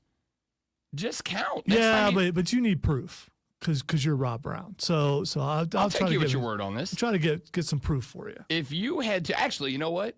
I have got to look around the Swamp Rabbits game. I mean, how many people are wearing how many dudes are wearing sweats who are not old? I can say very few. Now, I will say this. I will go ahead and say, I do think that for the younger generation, it is not so much sweatpants as it is the athletic leisure wear now. Still sweatpants, right? Dude. Like it's the joggers. See, that's what I'm talking about. That's still sweatpants. Anything that's not jeans or dress pants or something that you tie to keep on, sweatpants. Either way, Lonzo got a video on the proper way to tie the drawstring on your sweatpants during the break because the algorithm's just in overdrive. We're all doing it wrong, apparently. Apparently so. All us old people. And I told Zoe during the break because he was like, oh, that's condescending. And my response was, don't you like to learn new things? Even about stuff you've been doing it one way your whole life. Like if you found out that you spent 15 years doing something one way, and then somebody comes along and goes, here's a way to do it better. Don't you want to know that? I do. I always have. All right, so I do, but it all comes down to the presentation. If the presentation is in such a way with, by the way, you've been doing it wrong, and they leave a pause there where they're going to say idiot in their mind, those kind of things bother me. See, when it's more like you're watching a video, dude, I just found this. Check this out. I've been doing it wrong all this time. That's a totally different presentation. And that's one where you go, man, that guy figured that out. I wish I would have done. That's cool. Okay, fair enough. Fair enough. Joseph says women wear leggings, yoga pants, and workout clothes in public, though they're not doing either of those activities. Sweatpants for president 2028. Again, I am not, so we're clear, not anti-sweatpant. I own sweatpants. You just said that only old people wear them, though. So no, that is not what I said. For one time in this show's history, please say what I said. What I said was, traditionally people who wear sweatpants. I am talking not like fitted joggers. I'm talking like the big sweatpants out in public are old because you guys are completely out of to give. And I respect that. I'm a little bit envious of that. I am getting progressively more out of to give day by day. So there will probably be a point the next handful of years where I'm like, sorry, wife, I know that you hate it, but I can't be bothered to do more than sweatpants today because I don't give a what anybody outside of this house thinks about me. And I'm envious of that. All I can say, young man, if you would like me to dress differently, please go purchase some clothes for me, and I will wear whatever you buy.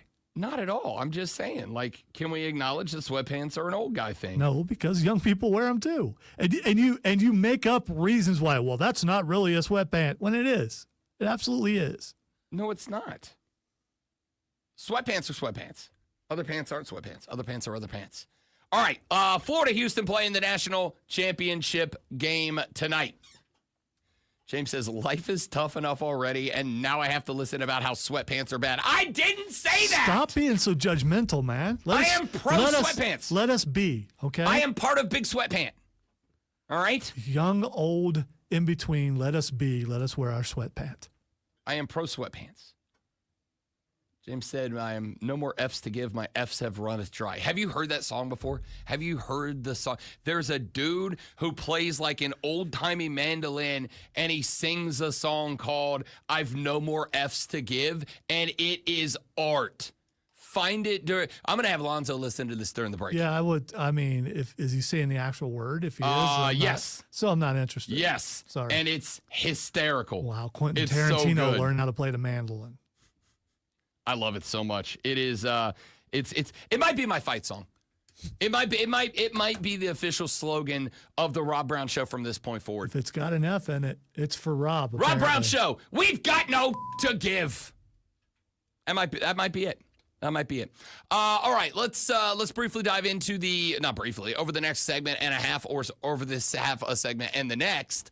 Let's get into this national championship game. We talked a little earlier in the show about the Florida Gators, how they got here, what makes this team special, why it is this team was a team that was a very popular pick because of the heat that they brought into this tournament, and how that ended up successfully translating to a run to the national championship. Let's do the same thing for Houston, and then we'll put 2 and 2 together in the next segment and come up with our actual explanation of how this game plays out, our prognostication, I should say, of how this game plays out. We'll start with this one. Houston's a physical team. Houston's a big physical team. This has been the Kelvin Sampson MO for a hot minute now. Sorry, I got the H in my head for Houston. It has been the hallmark of Houston the last handful of years. Check out this stat. Kelvin Sampson's Houston teams have finished top 15 in adjusted efficiency in 7 of the past 8 seasons. That means when you take into consideration the pace and the tempo of the offenses that they have been up against, Kelvin Sampson has built a program that for 7 of the last 8 years has been one of the best one of the best 15 teams defensively in college basketball. The other thing they do exceptionally well, and this is what, in my opinion, did Duke in down the stretch of that Final Four contest. They rebound. They crash the glass.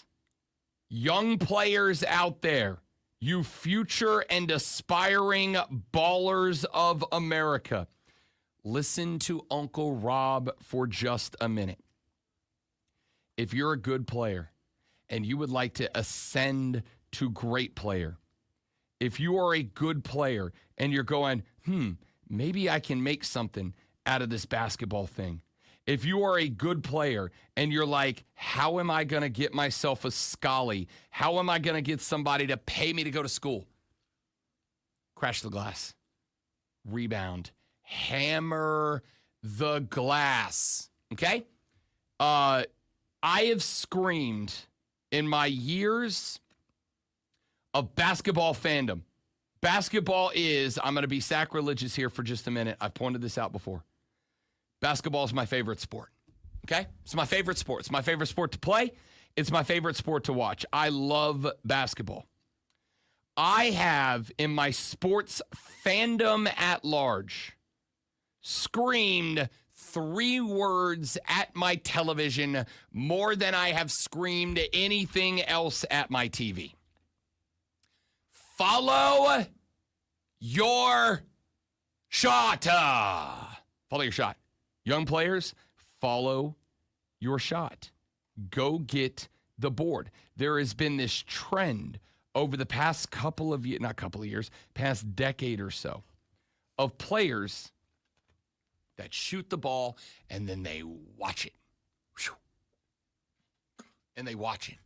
And what ends up happening is that they miss, because I don't know if you know this, but the best players on planet Earth miss like half their shots. Like half the shots that you throw up at the rim aren't going through it. Do you know what happens if you follow your shot instead of, listen, I want you to have the belief that every shot that you take is going in. If you want to be a great shooter, having confidence in your shot is step number 1, because the minute that you lose confidence in your shot, you start adjusting your shot. Maybe it's subconsciously. Maybe you're not really thinking about it. But the minute that you fire up a brick and you hit the back iron and you lose confidence in your shot, do you know what happens next time down? You take a little something off of it. Now you front iron it. The next time you come down, you start overthinking, maybe I pushed it with my guide hand a little bit. You let off a little bit. Now you're shooting left. Or maybe I didn't give it enough of a guide hand and you overdo it. Now you're shooting right. You lose confidence in your shot, you're going to start, even if it's subconsciously, tinkering with your shot. And once you start tinkering with your shot, it is tough to get it back. You will get the yips. And when you get the yips as a shooter, you are not a shooter anymore. Follow your shot. And the reason why is if you are missing half your shots, which is fine. If you are missing half your shots, but you follow your shot, you are going to get 2 out of every 10 misses back. 3 out of every 10 misses back. And do you know what happens when you collect an offensive rebound right under the glass on a shot that you missed? Bunny it right back up off the glass and get that 2 back. Now your point total is up. You've added to your rebound total. And more importantly, you've put your team in a better position. When I was coaching, I used to always tell kids, if you follow your shot and you are giving me an offensive rebound, even if you don't score on it, that's as good of a bucket to me. That's as good as a bucket to me. If you are grabbing me 4, 5, 6 offensive rebounds a game, I am giving you playing time because those are buckets in my opinion. Houston does that as well as anybody else.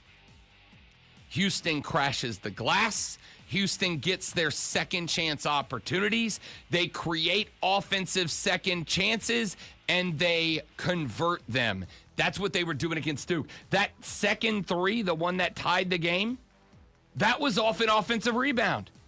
If Duke crashed the glass and got that board, they win that game. That one board could have changed the outcome of that game, but they didn't, and they lost. Houston does that as well as anybody. So how does Florida address the physicality, and what does that look like in tonight's Natty? I'll tell you when we come back. Rob Alonzo and you, The Rob Brown Show, the Fan Upstate. I lost my beverage. Sweatpants are often called joggers or track pants, are worn by men of all ages, but they are particularly popular among younger and middle-aged men, especially for casual wear and comfort. And again, So according to the internet, you are wrong. I'm talking a traditional sweatpant, not a fashionable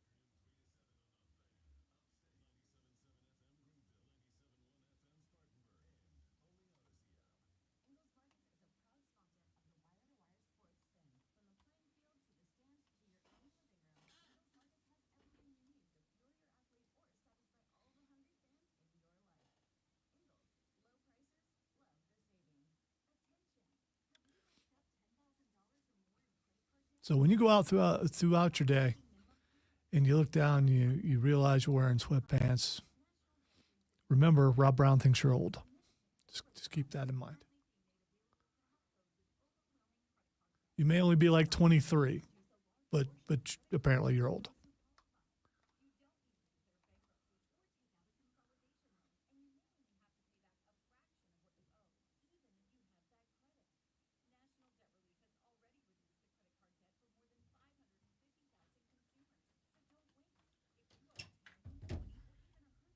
I have a massive amount of respect for a man who comes into the bathroom and says, it's about to get gnarly in here, so I'm going to hang on until you're out of here.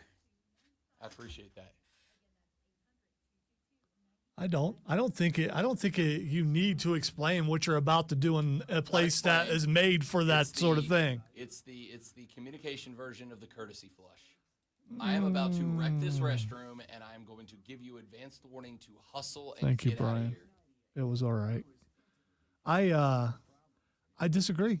I did. You know, Todd used to say, "I'm sorry about that, brother." I'm like, dude, this is what you're supposed to be doing in this room. If I come in here expecting pleasant smells, I need some sort of psychological treatment. I'm not going in expecting pleasant smells, but I'm not going in expecting to be assaulted right out of the gate, and I'm certainly not. But see, I am, because I know what I do in the restroom. I know what you probably do in the restroom. It's what everyone does. Everyone alive does in their restroom. I expect to walk in there and be smacked in the face by smells that don't make sense. My absolute best not to poop at work.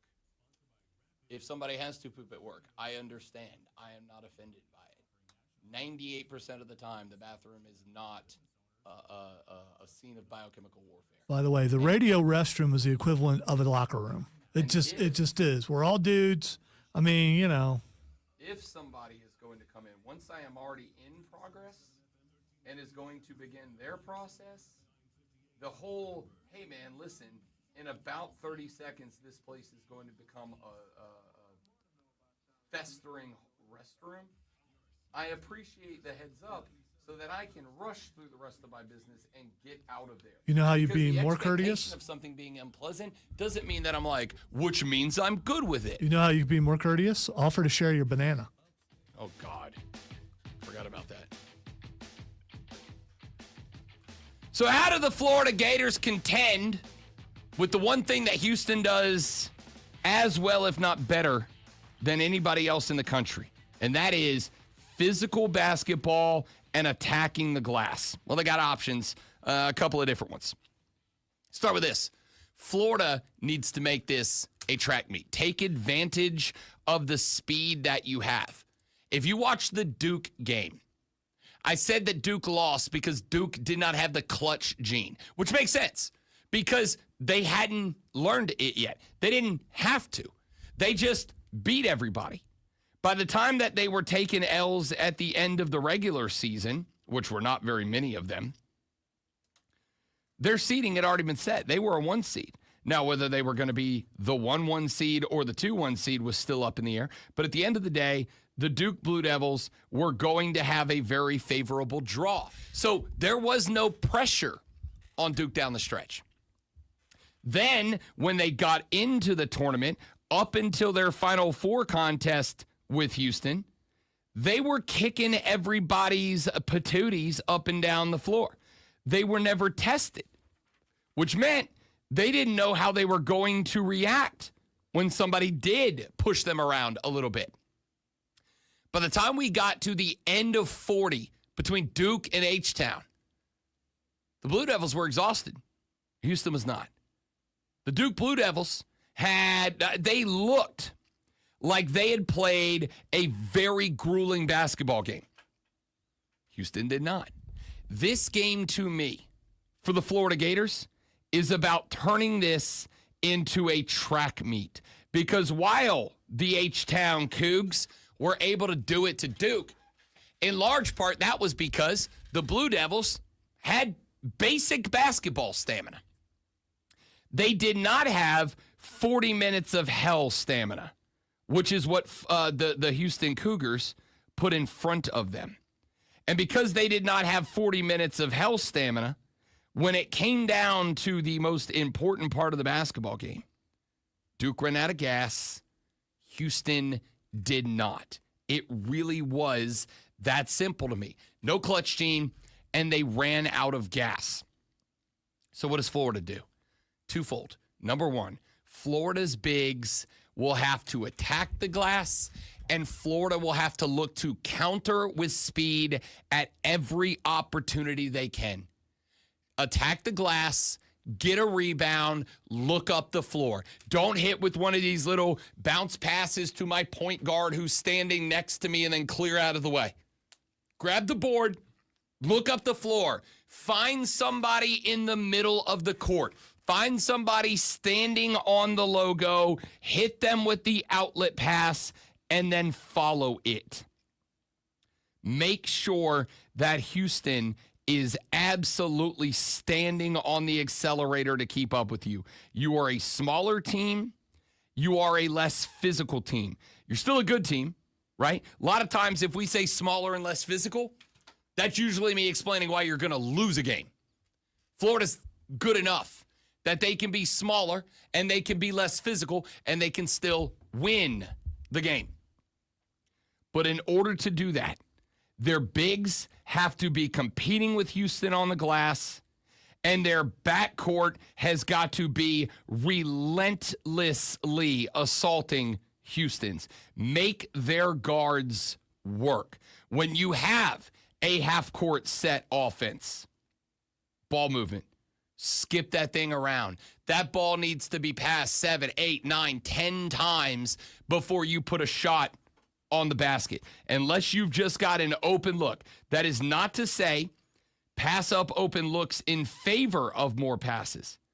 But if you have got a contested mid-ranger, put the ball down, go to the rack, find the open man and hit him. Move the ball. Make their defense play chase from the opening tip to the final whistle.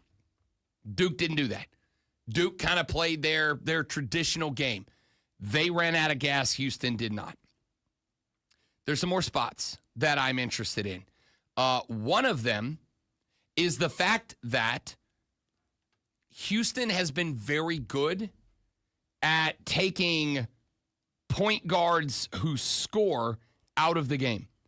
You go back and you look at the list of point guards that Houston has caused problems for. Robert Wright at Baylor, Julian Hammond at Colorado, Igor Demon at BYU, Braden Smith at Purdue. Braden Smith, to me, probably I'll say third best player in basketball this year. Braden Smith, I would check in right behind Cooper Flagg and Janai Broom as the third best player in college basketball. He had about 35 minutes of absolute struggle bus against Houston. The Florida Gators have got to find a way to get Will Richard running They've got to get him into it. He has been in a double-digit slump for the past 5 games. He was a dude shooting 38% from beyond the arc in the Southeastern Conference. He is 0 for 5 from the three-point line in his last 2 games. They need to be able to lean on this guy. For Florida, keep Houston off of the free throw line. Duke did not do that. Duke was letting the Cougs take freebies all the way down that stretch. I have made the argument already. Houston was only in that game in order to pull off one of the most the most electrifying finish in this tournament. I would make the argument that Houston Duke game had the best finish to any game in this tournament, and I include Colorado State, Maryland in that. That was the Derek Queen last-second buzzer beater that he traveled, but it didn't get called and it went in. I think the end of the Duke-Houston game was better than that. The only reason that the Cougs were even there to make that game a contest was because Duke allowed them to make that bread at the free throw line, and they just kept making them and hanging around, Florida was the top 25 defensive team over the final month of the season. That is the reason Florida has won as many games as they have. But here's the thing. Of their last 11 opponents, 9 of them had at least 22 free throw attempts. 22. You are looking at 22 points worth of uncontested, unguarded free throws. Houston loves that number because of all the things we've already said. Getting the ball down into the paint, letting your bigs go down and attack the rack against a team that is going to regularly be outmanned at the basket means you take advantage of the free throw count. Duke allowed the Houston Cougars to do just that. Houston did just that. They won the game. There were a few costly fouls by the Blue Devils down the stretch. What ended up happening? Houston, in the closing seconds of the game, knocked down not 1, not 2, not 3, but 4. Whoa! Free throws. That was not great. That was not my best effort there. Yeah, I don't want to play the actual one because in comparison, it will make yours sound even worse. That was tough. tough. I'm not gonna do that. So I think if you are Florida, you want to limit the fouls tonight. You have allowed 9 of your last opponents, out of 9 of your last 11 opponents, to shoot 22 free throws. Houston is a very good free throw shooting team.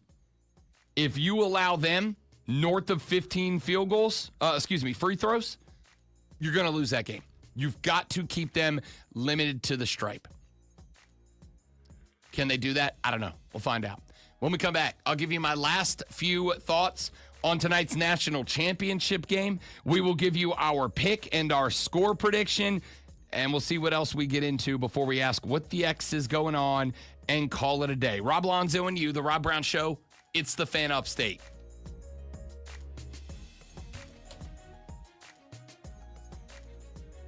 Oh.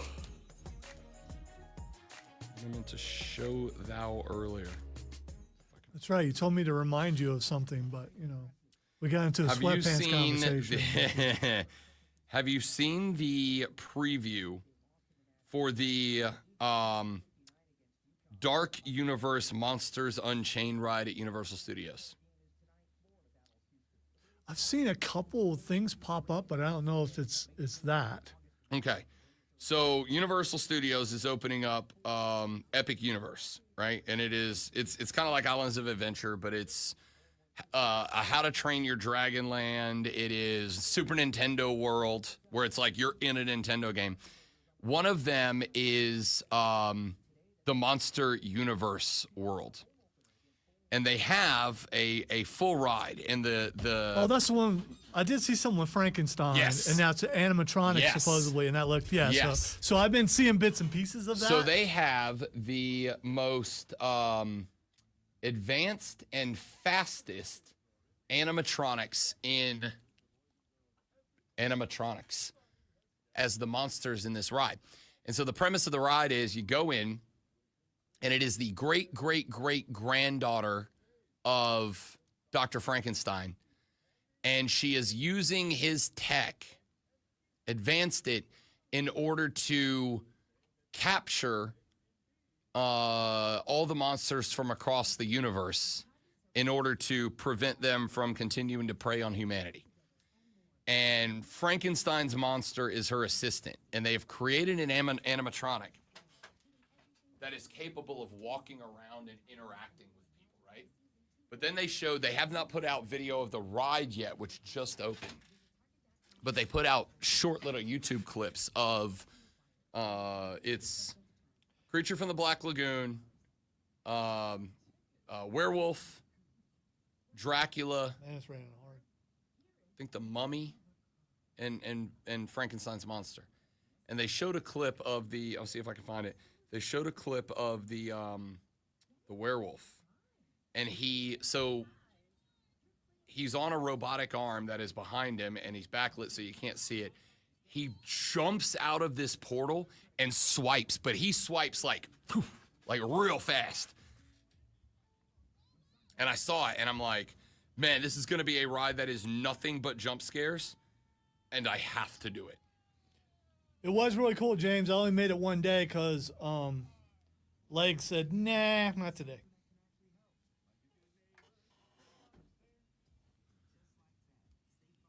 Cameron had a couple people come up and talk to him at the cosplay contest, which was really cool. Here's some of the ride. Oh, Phantom of the Opera. I did see Phantom of the Opera. Like, that's so legit. I didn't realize that there's a lot of people, what are we doing, Disney? And so I'm seeing all this stuff, and I didn't know what it was.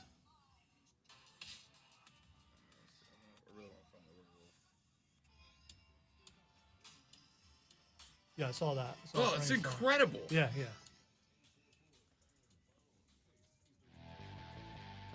Incredible.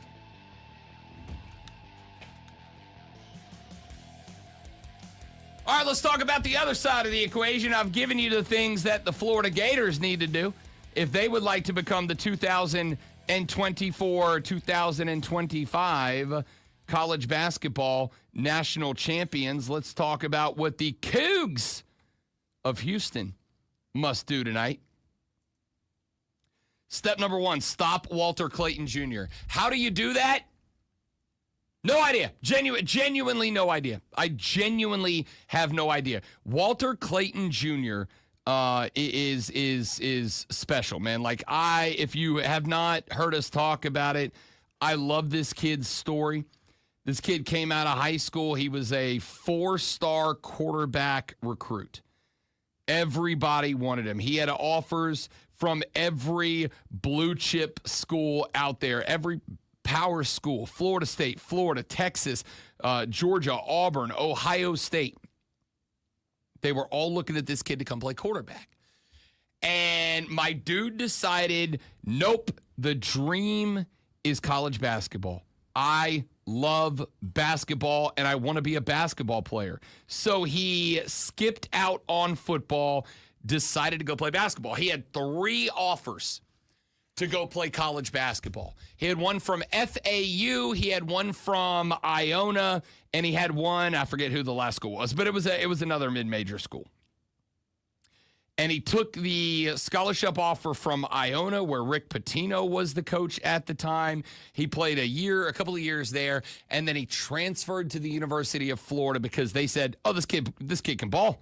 This kid can ball. Why don't you come play here? So he headed down to UF. And since then, he has earned himself a spot as a projected first-round pick, and there are some folks who believe that this tournament may bump him all the way up into lottery pick status. I don't know if I'm there yet, but I'm pretty close. How do you stop this guy? Well, I don't know. I got some thoughts on it. I'm going to say this. One of the things is you cannot allow him to catch and shoot. Do not let him get comfortable catching and shooting.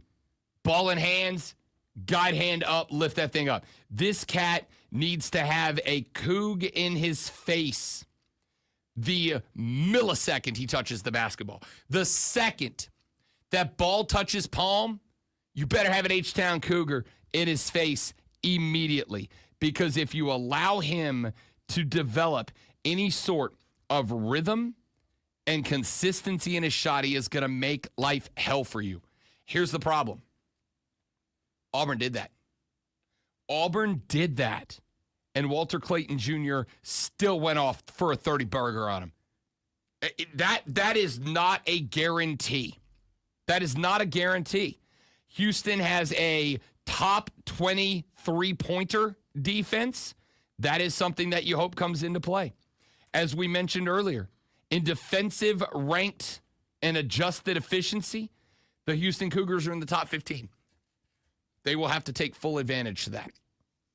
I don't know what you do here. Here's the problem. The three-point defense for Houston is top 20 in the country.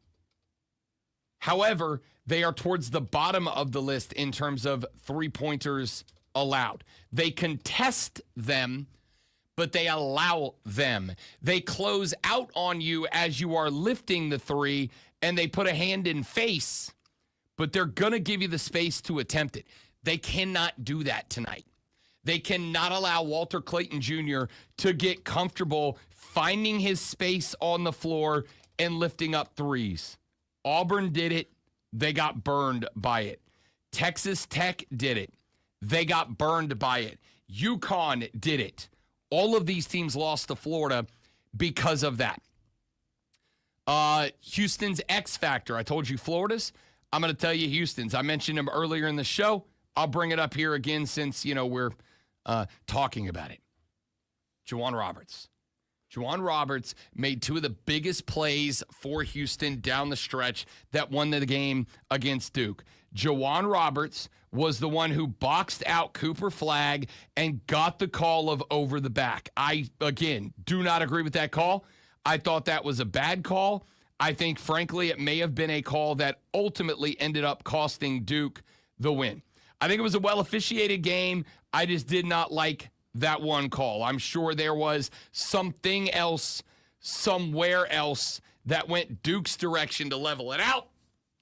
Tough call. Either way, that call doesn't get made if Juwan Roberts doesn't have a perfect, a picture-perfect, an artistic block out of Cooper Flagg. That block out should be put on film and shown to every young basketball player in America. When the ball goes up at the rim, you find somebody wearing the opposite color jersey and you do this. He also was the guy that was able to grab that rebound and that putback that allowed Houston to tie that game back up. Like, Juwan Roberts was big in that game against Duke. He will have to do it again here. And he will have to do it again here to open up the floor for everybody else. Houston has a good offense. LJ Cryer is a good player. They are not as good as Florida's offense, which means that's where that defense comes into play. You have got to make life hell getting shots up on the Florida Gators. On the flip side, somebody is going to have to carry a little extra weight for LJ Cryer.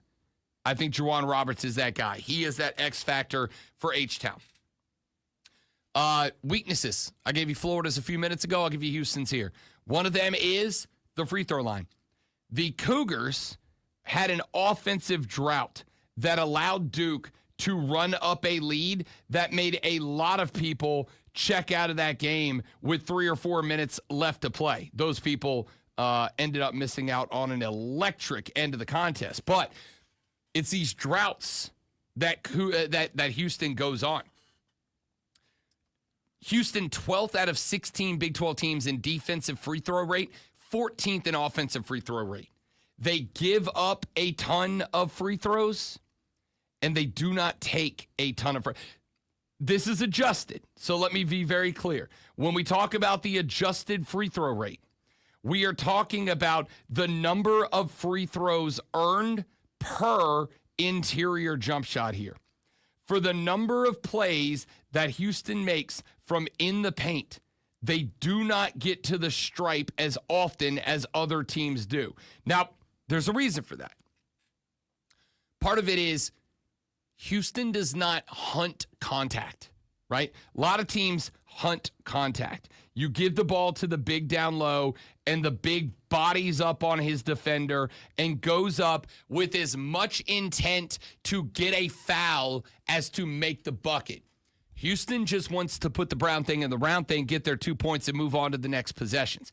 The Cougs average fewer free throw attempts per game than their opponents all season long. They never went one above 500. Now, there is good news. Florida's kind of the same way. Florida does not play for contact. Florida is one of the worst teams in the country at free throws shot per possession. One of the worst in the country. They do not get to the line. On top of that, they're not a great free throw shooting team. They're very, very average when it comes to shooting free throws, which means Houston's got a little bit of room to play with here. But you cannot get carried away. What you cannot do is allow a very explosive Florida offense to add free throw shooting to the repertoire. We talked about it in the last time out. Florida allowed, 9 of their last 11 opponents to shoot 22 free throws or more. Houston does not play for fouls. They play for buckets, but they'll take them if you give them. The exact opposite is true the other way around, or I should say the exact same is true the other way around for the opposite opponent. Houston needs to play physical, gritty defense, but do so without fouling. Florida has a high offensive efficiency even against top 10 defenses, which they saw a number of going in through the SEC's regular season and through this tournament. You cannot allow Florida to increase the number of free throws that they shoot on a daily basis. So how does Houston win this game? I've given you some reasons. They've got to win the war on the backboards. They've got to win the war on the glass. They must out-rebound Florida. If Florida gets second chances with the high-efficiency offense that they roll out game by game, if you give Florida more than, let's say, 11 second chance buckets, you're going to lose that game. You're going to lose that game. On the defensive side, Houston has to do everything they did against Duke, but they got to do it better. Everything they did against Duke, make it a physical game. Here's one of the dirty little secrets about basketball. This is something that, a good coach is going to take advantage of. If you make a game physical from the tip, if you are attacking and bringing contact from the rip, referees will swallow whistles. That is just habit. Referees do not want to have to blow that whistle with regularity. I promise you, talk to basketball refs. Most of them referee basketball because they love basketball. They want basketball games to be dictated and determined by basketball players. If you come out and you play a low contact game from the start, and then late in the game you start to throw hands, they're going to call that because they're seeing something different. But if you come out laying hands on your offensive players early, referees are going to go, okay, it's going to be a physical game tonight. We're going to let that go. And maybe you get get away with a little extra hand checking. Maybe you get away with a few extra tough battles underneath the glass. Maybe you get away with a little more aggression when you're D'ing a guy up outside the three-point line. Houston has to be physical from the opening tip. If they do that and they create a world where officials are not seeing Walter Clayton Jr. as an excellent outside threat who must be protected, but as another basketball player who is engaged in a high-stakes battle, You keep Florida away from the line. You keep Florida away from the line, you got a good chance at winning. All of that being said, Florida can do a lot of what Houston can do, and they can do what Houston can't do better than the Cougs can. I like the Cougs. I like Kelvin Sampson. Give me the Florida Gators by a deuce. I'm going to go with Houston 85-84. Ooh, high-scoring game. Yes. Lonzo just likes seeing buckets. I do. And now, the Rob Brown Show presents You're on a string of rhymes there for a little bit. I don't know if you're doing it on purpose or not. Go back and listen. There was tip and rip, and it was amazing. All right, the first thing that's Xing today is Lakers in 5. I am the poet laureate of sports talk radio. Lanny Poffo. Brother. Who'd you Lakers say? in 5. Lakers in 5. Well, this is obviously having to do with the Los Angeles Lakers of the National Basketball Association. This is a prediction on the Lakers opening round playoff series against Dallas. I think it's a reaction to what they did last night and people believing that they're going to win the whole thing in 5.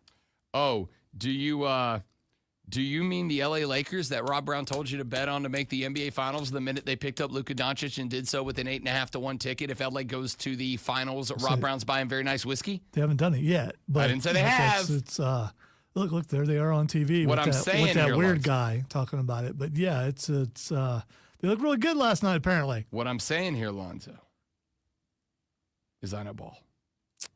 That's what he's saying. All right, the next thing that's Xing is chicken jockey. Pardon me? Chicken jockey. Chicken jockey. Oh, it was very controversial over the weekend. Yes, chicken jockey. I genuinely have no idea. It was everywhere. So the Minecraft movie came out, made $157 million. It was predicted, this is the worst movie, and it got the summer started as far as movies goes. But there is a scene where Jason Momoa goes up against a chicken jockey for some reason, and I don't know if it's a concerted effort by all the kids who play Minecraft. They are throwing food during the chicken jockey scene. So some people have had to be escorted out. Other people are saying this is akin to Rocky Horror Picture Show. And it's all during the chicken jockey thing. So I don't know, since I've never played Minecraft because I don't like playing with a bunch of squares, I don't know the lore of it, but it was a big deal over the weekend. I do not. All right. So I had a very brief Minecraft period with my nephew. He plays it. He enjoys it. You can play online. So I was playing Minecraft for a hot minute there. My kids played it when they were younger. Yeah. My little nephew enjoyed it. It's and on top of that, for what it is, I think it's a pretty beneficial game. It's resource strategy, it is exploration, it is creativity, it is engineering and building. It's a pretty creative little game. So I was playing with him for a while, and we were kind of building our own little world. But I don't really know a lot about it. So I will say this: from what I've heard, it's actually a shockingly amusing movie. Which we had a conversation Saturday about it. I'm like, listen. I mean, it's geared towards the fans of the show, of the game, and a lot of people play this game. Yeah. So. Oh, it's still one of the most downloaded and played games. But again, because it is a game that number one is constantly adding new stuff, and number two is it's a different experience every time you play the game.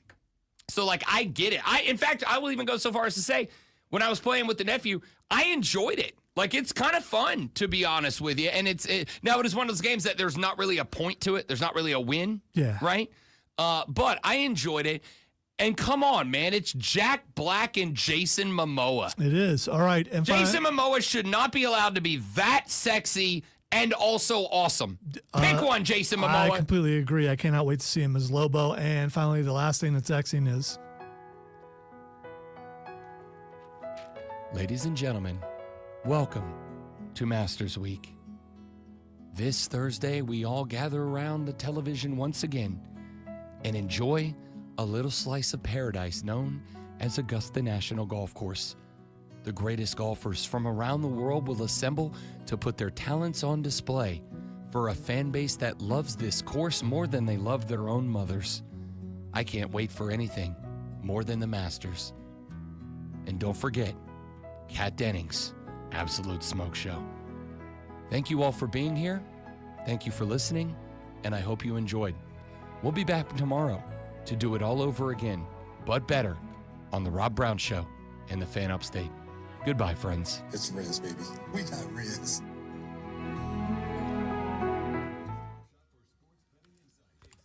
Cleveland and H-Town.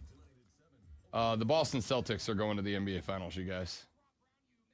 Again? Yep.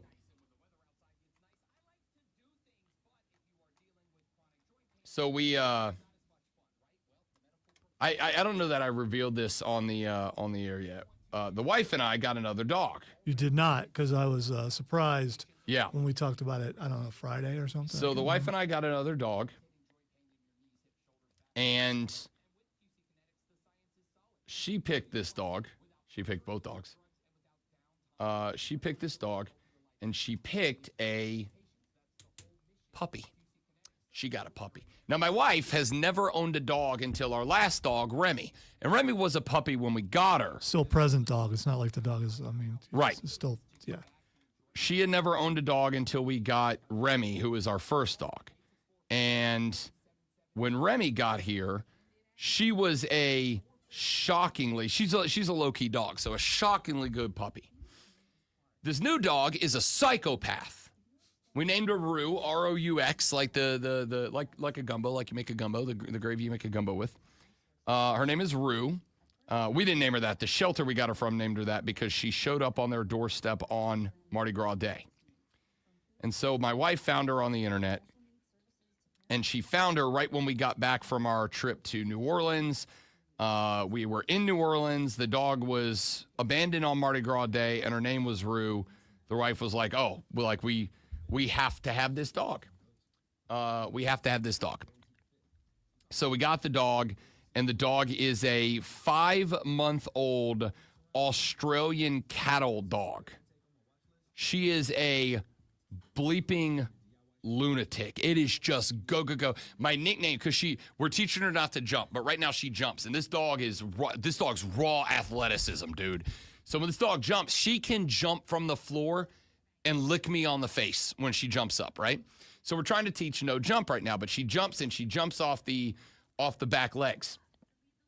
And so when she jumps off the back legs, my nickname for her is our cocaine guru, because it's just all energy and she never stops jumping. So one of the issues that we are having, though, is we are going through the housebreaking stage right now.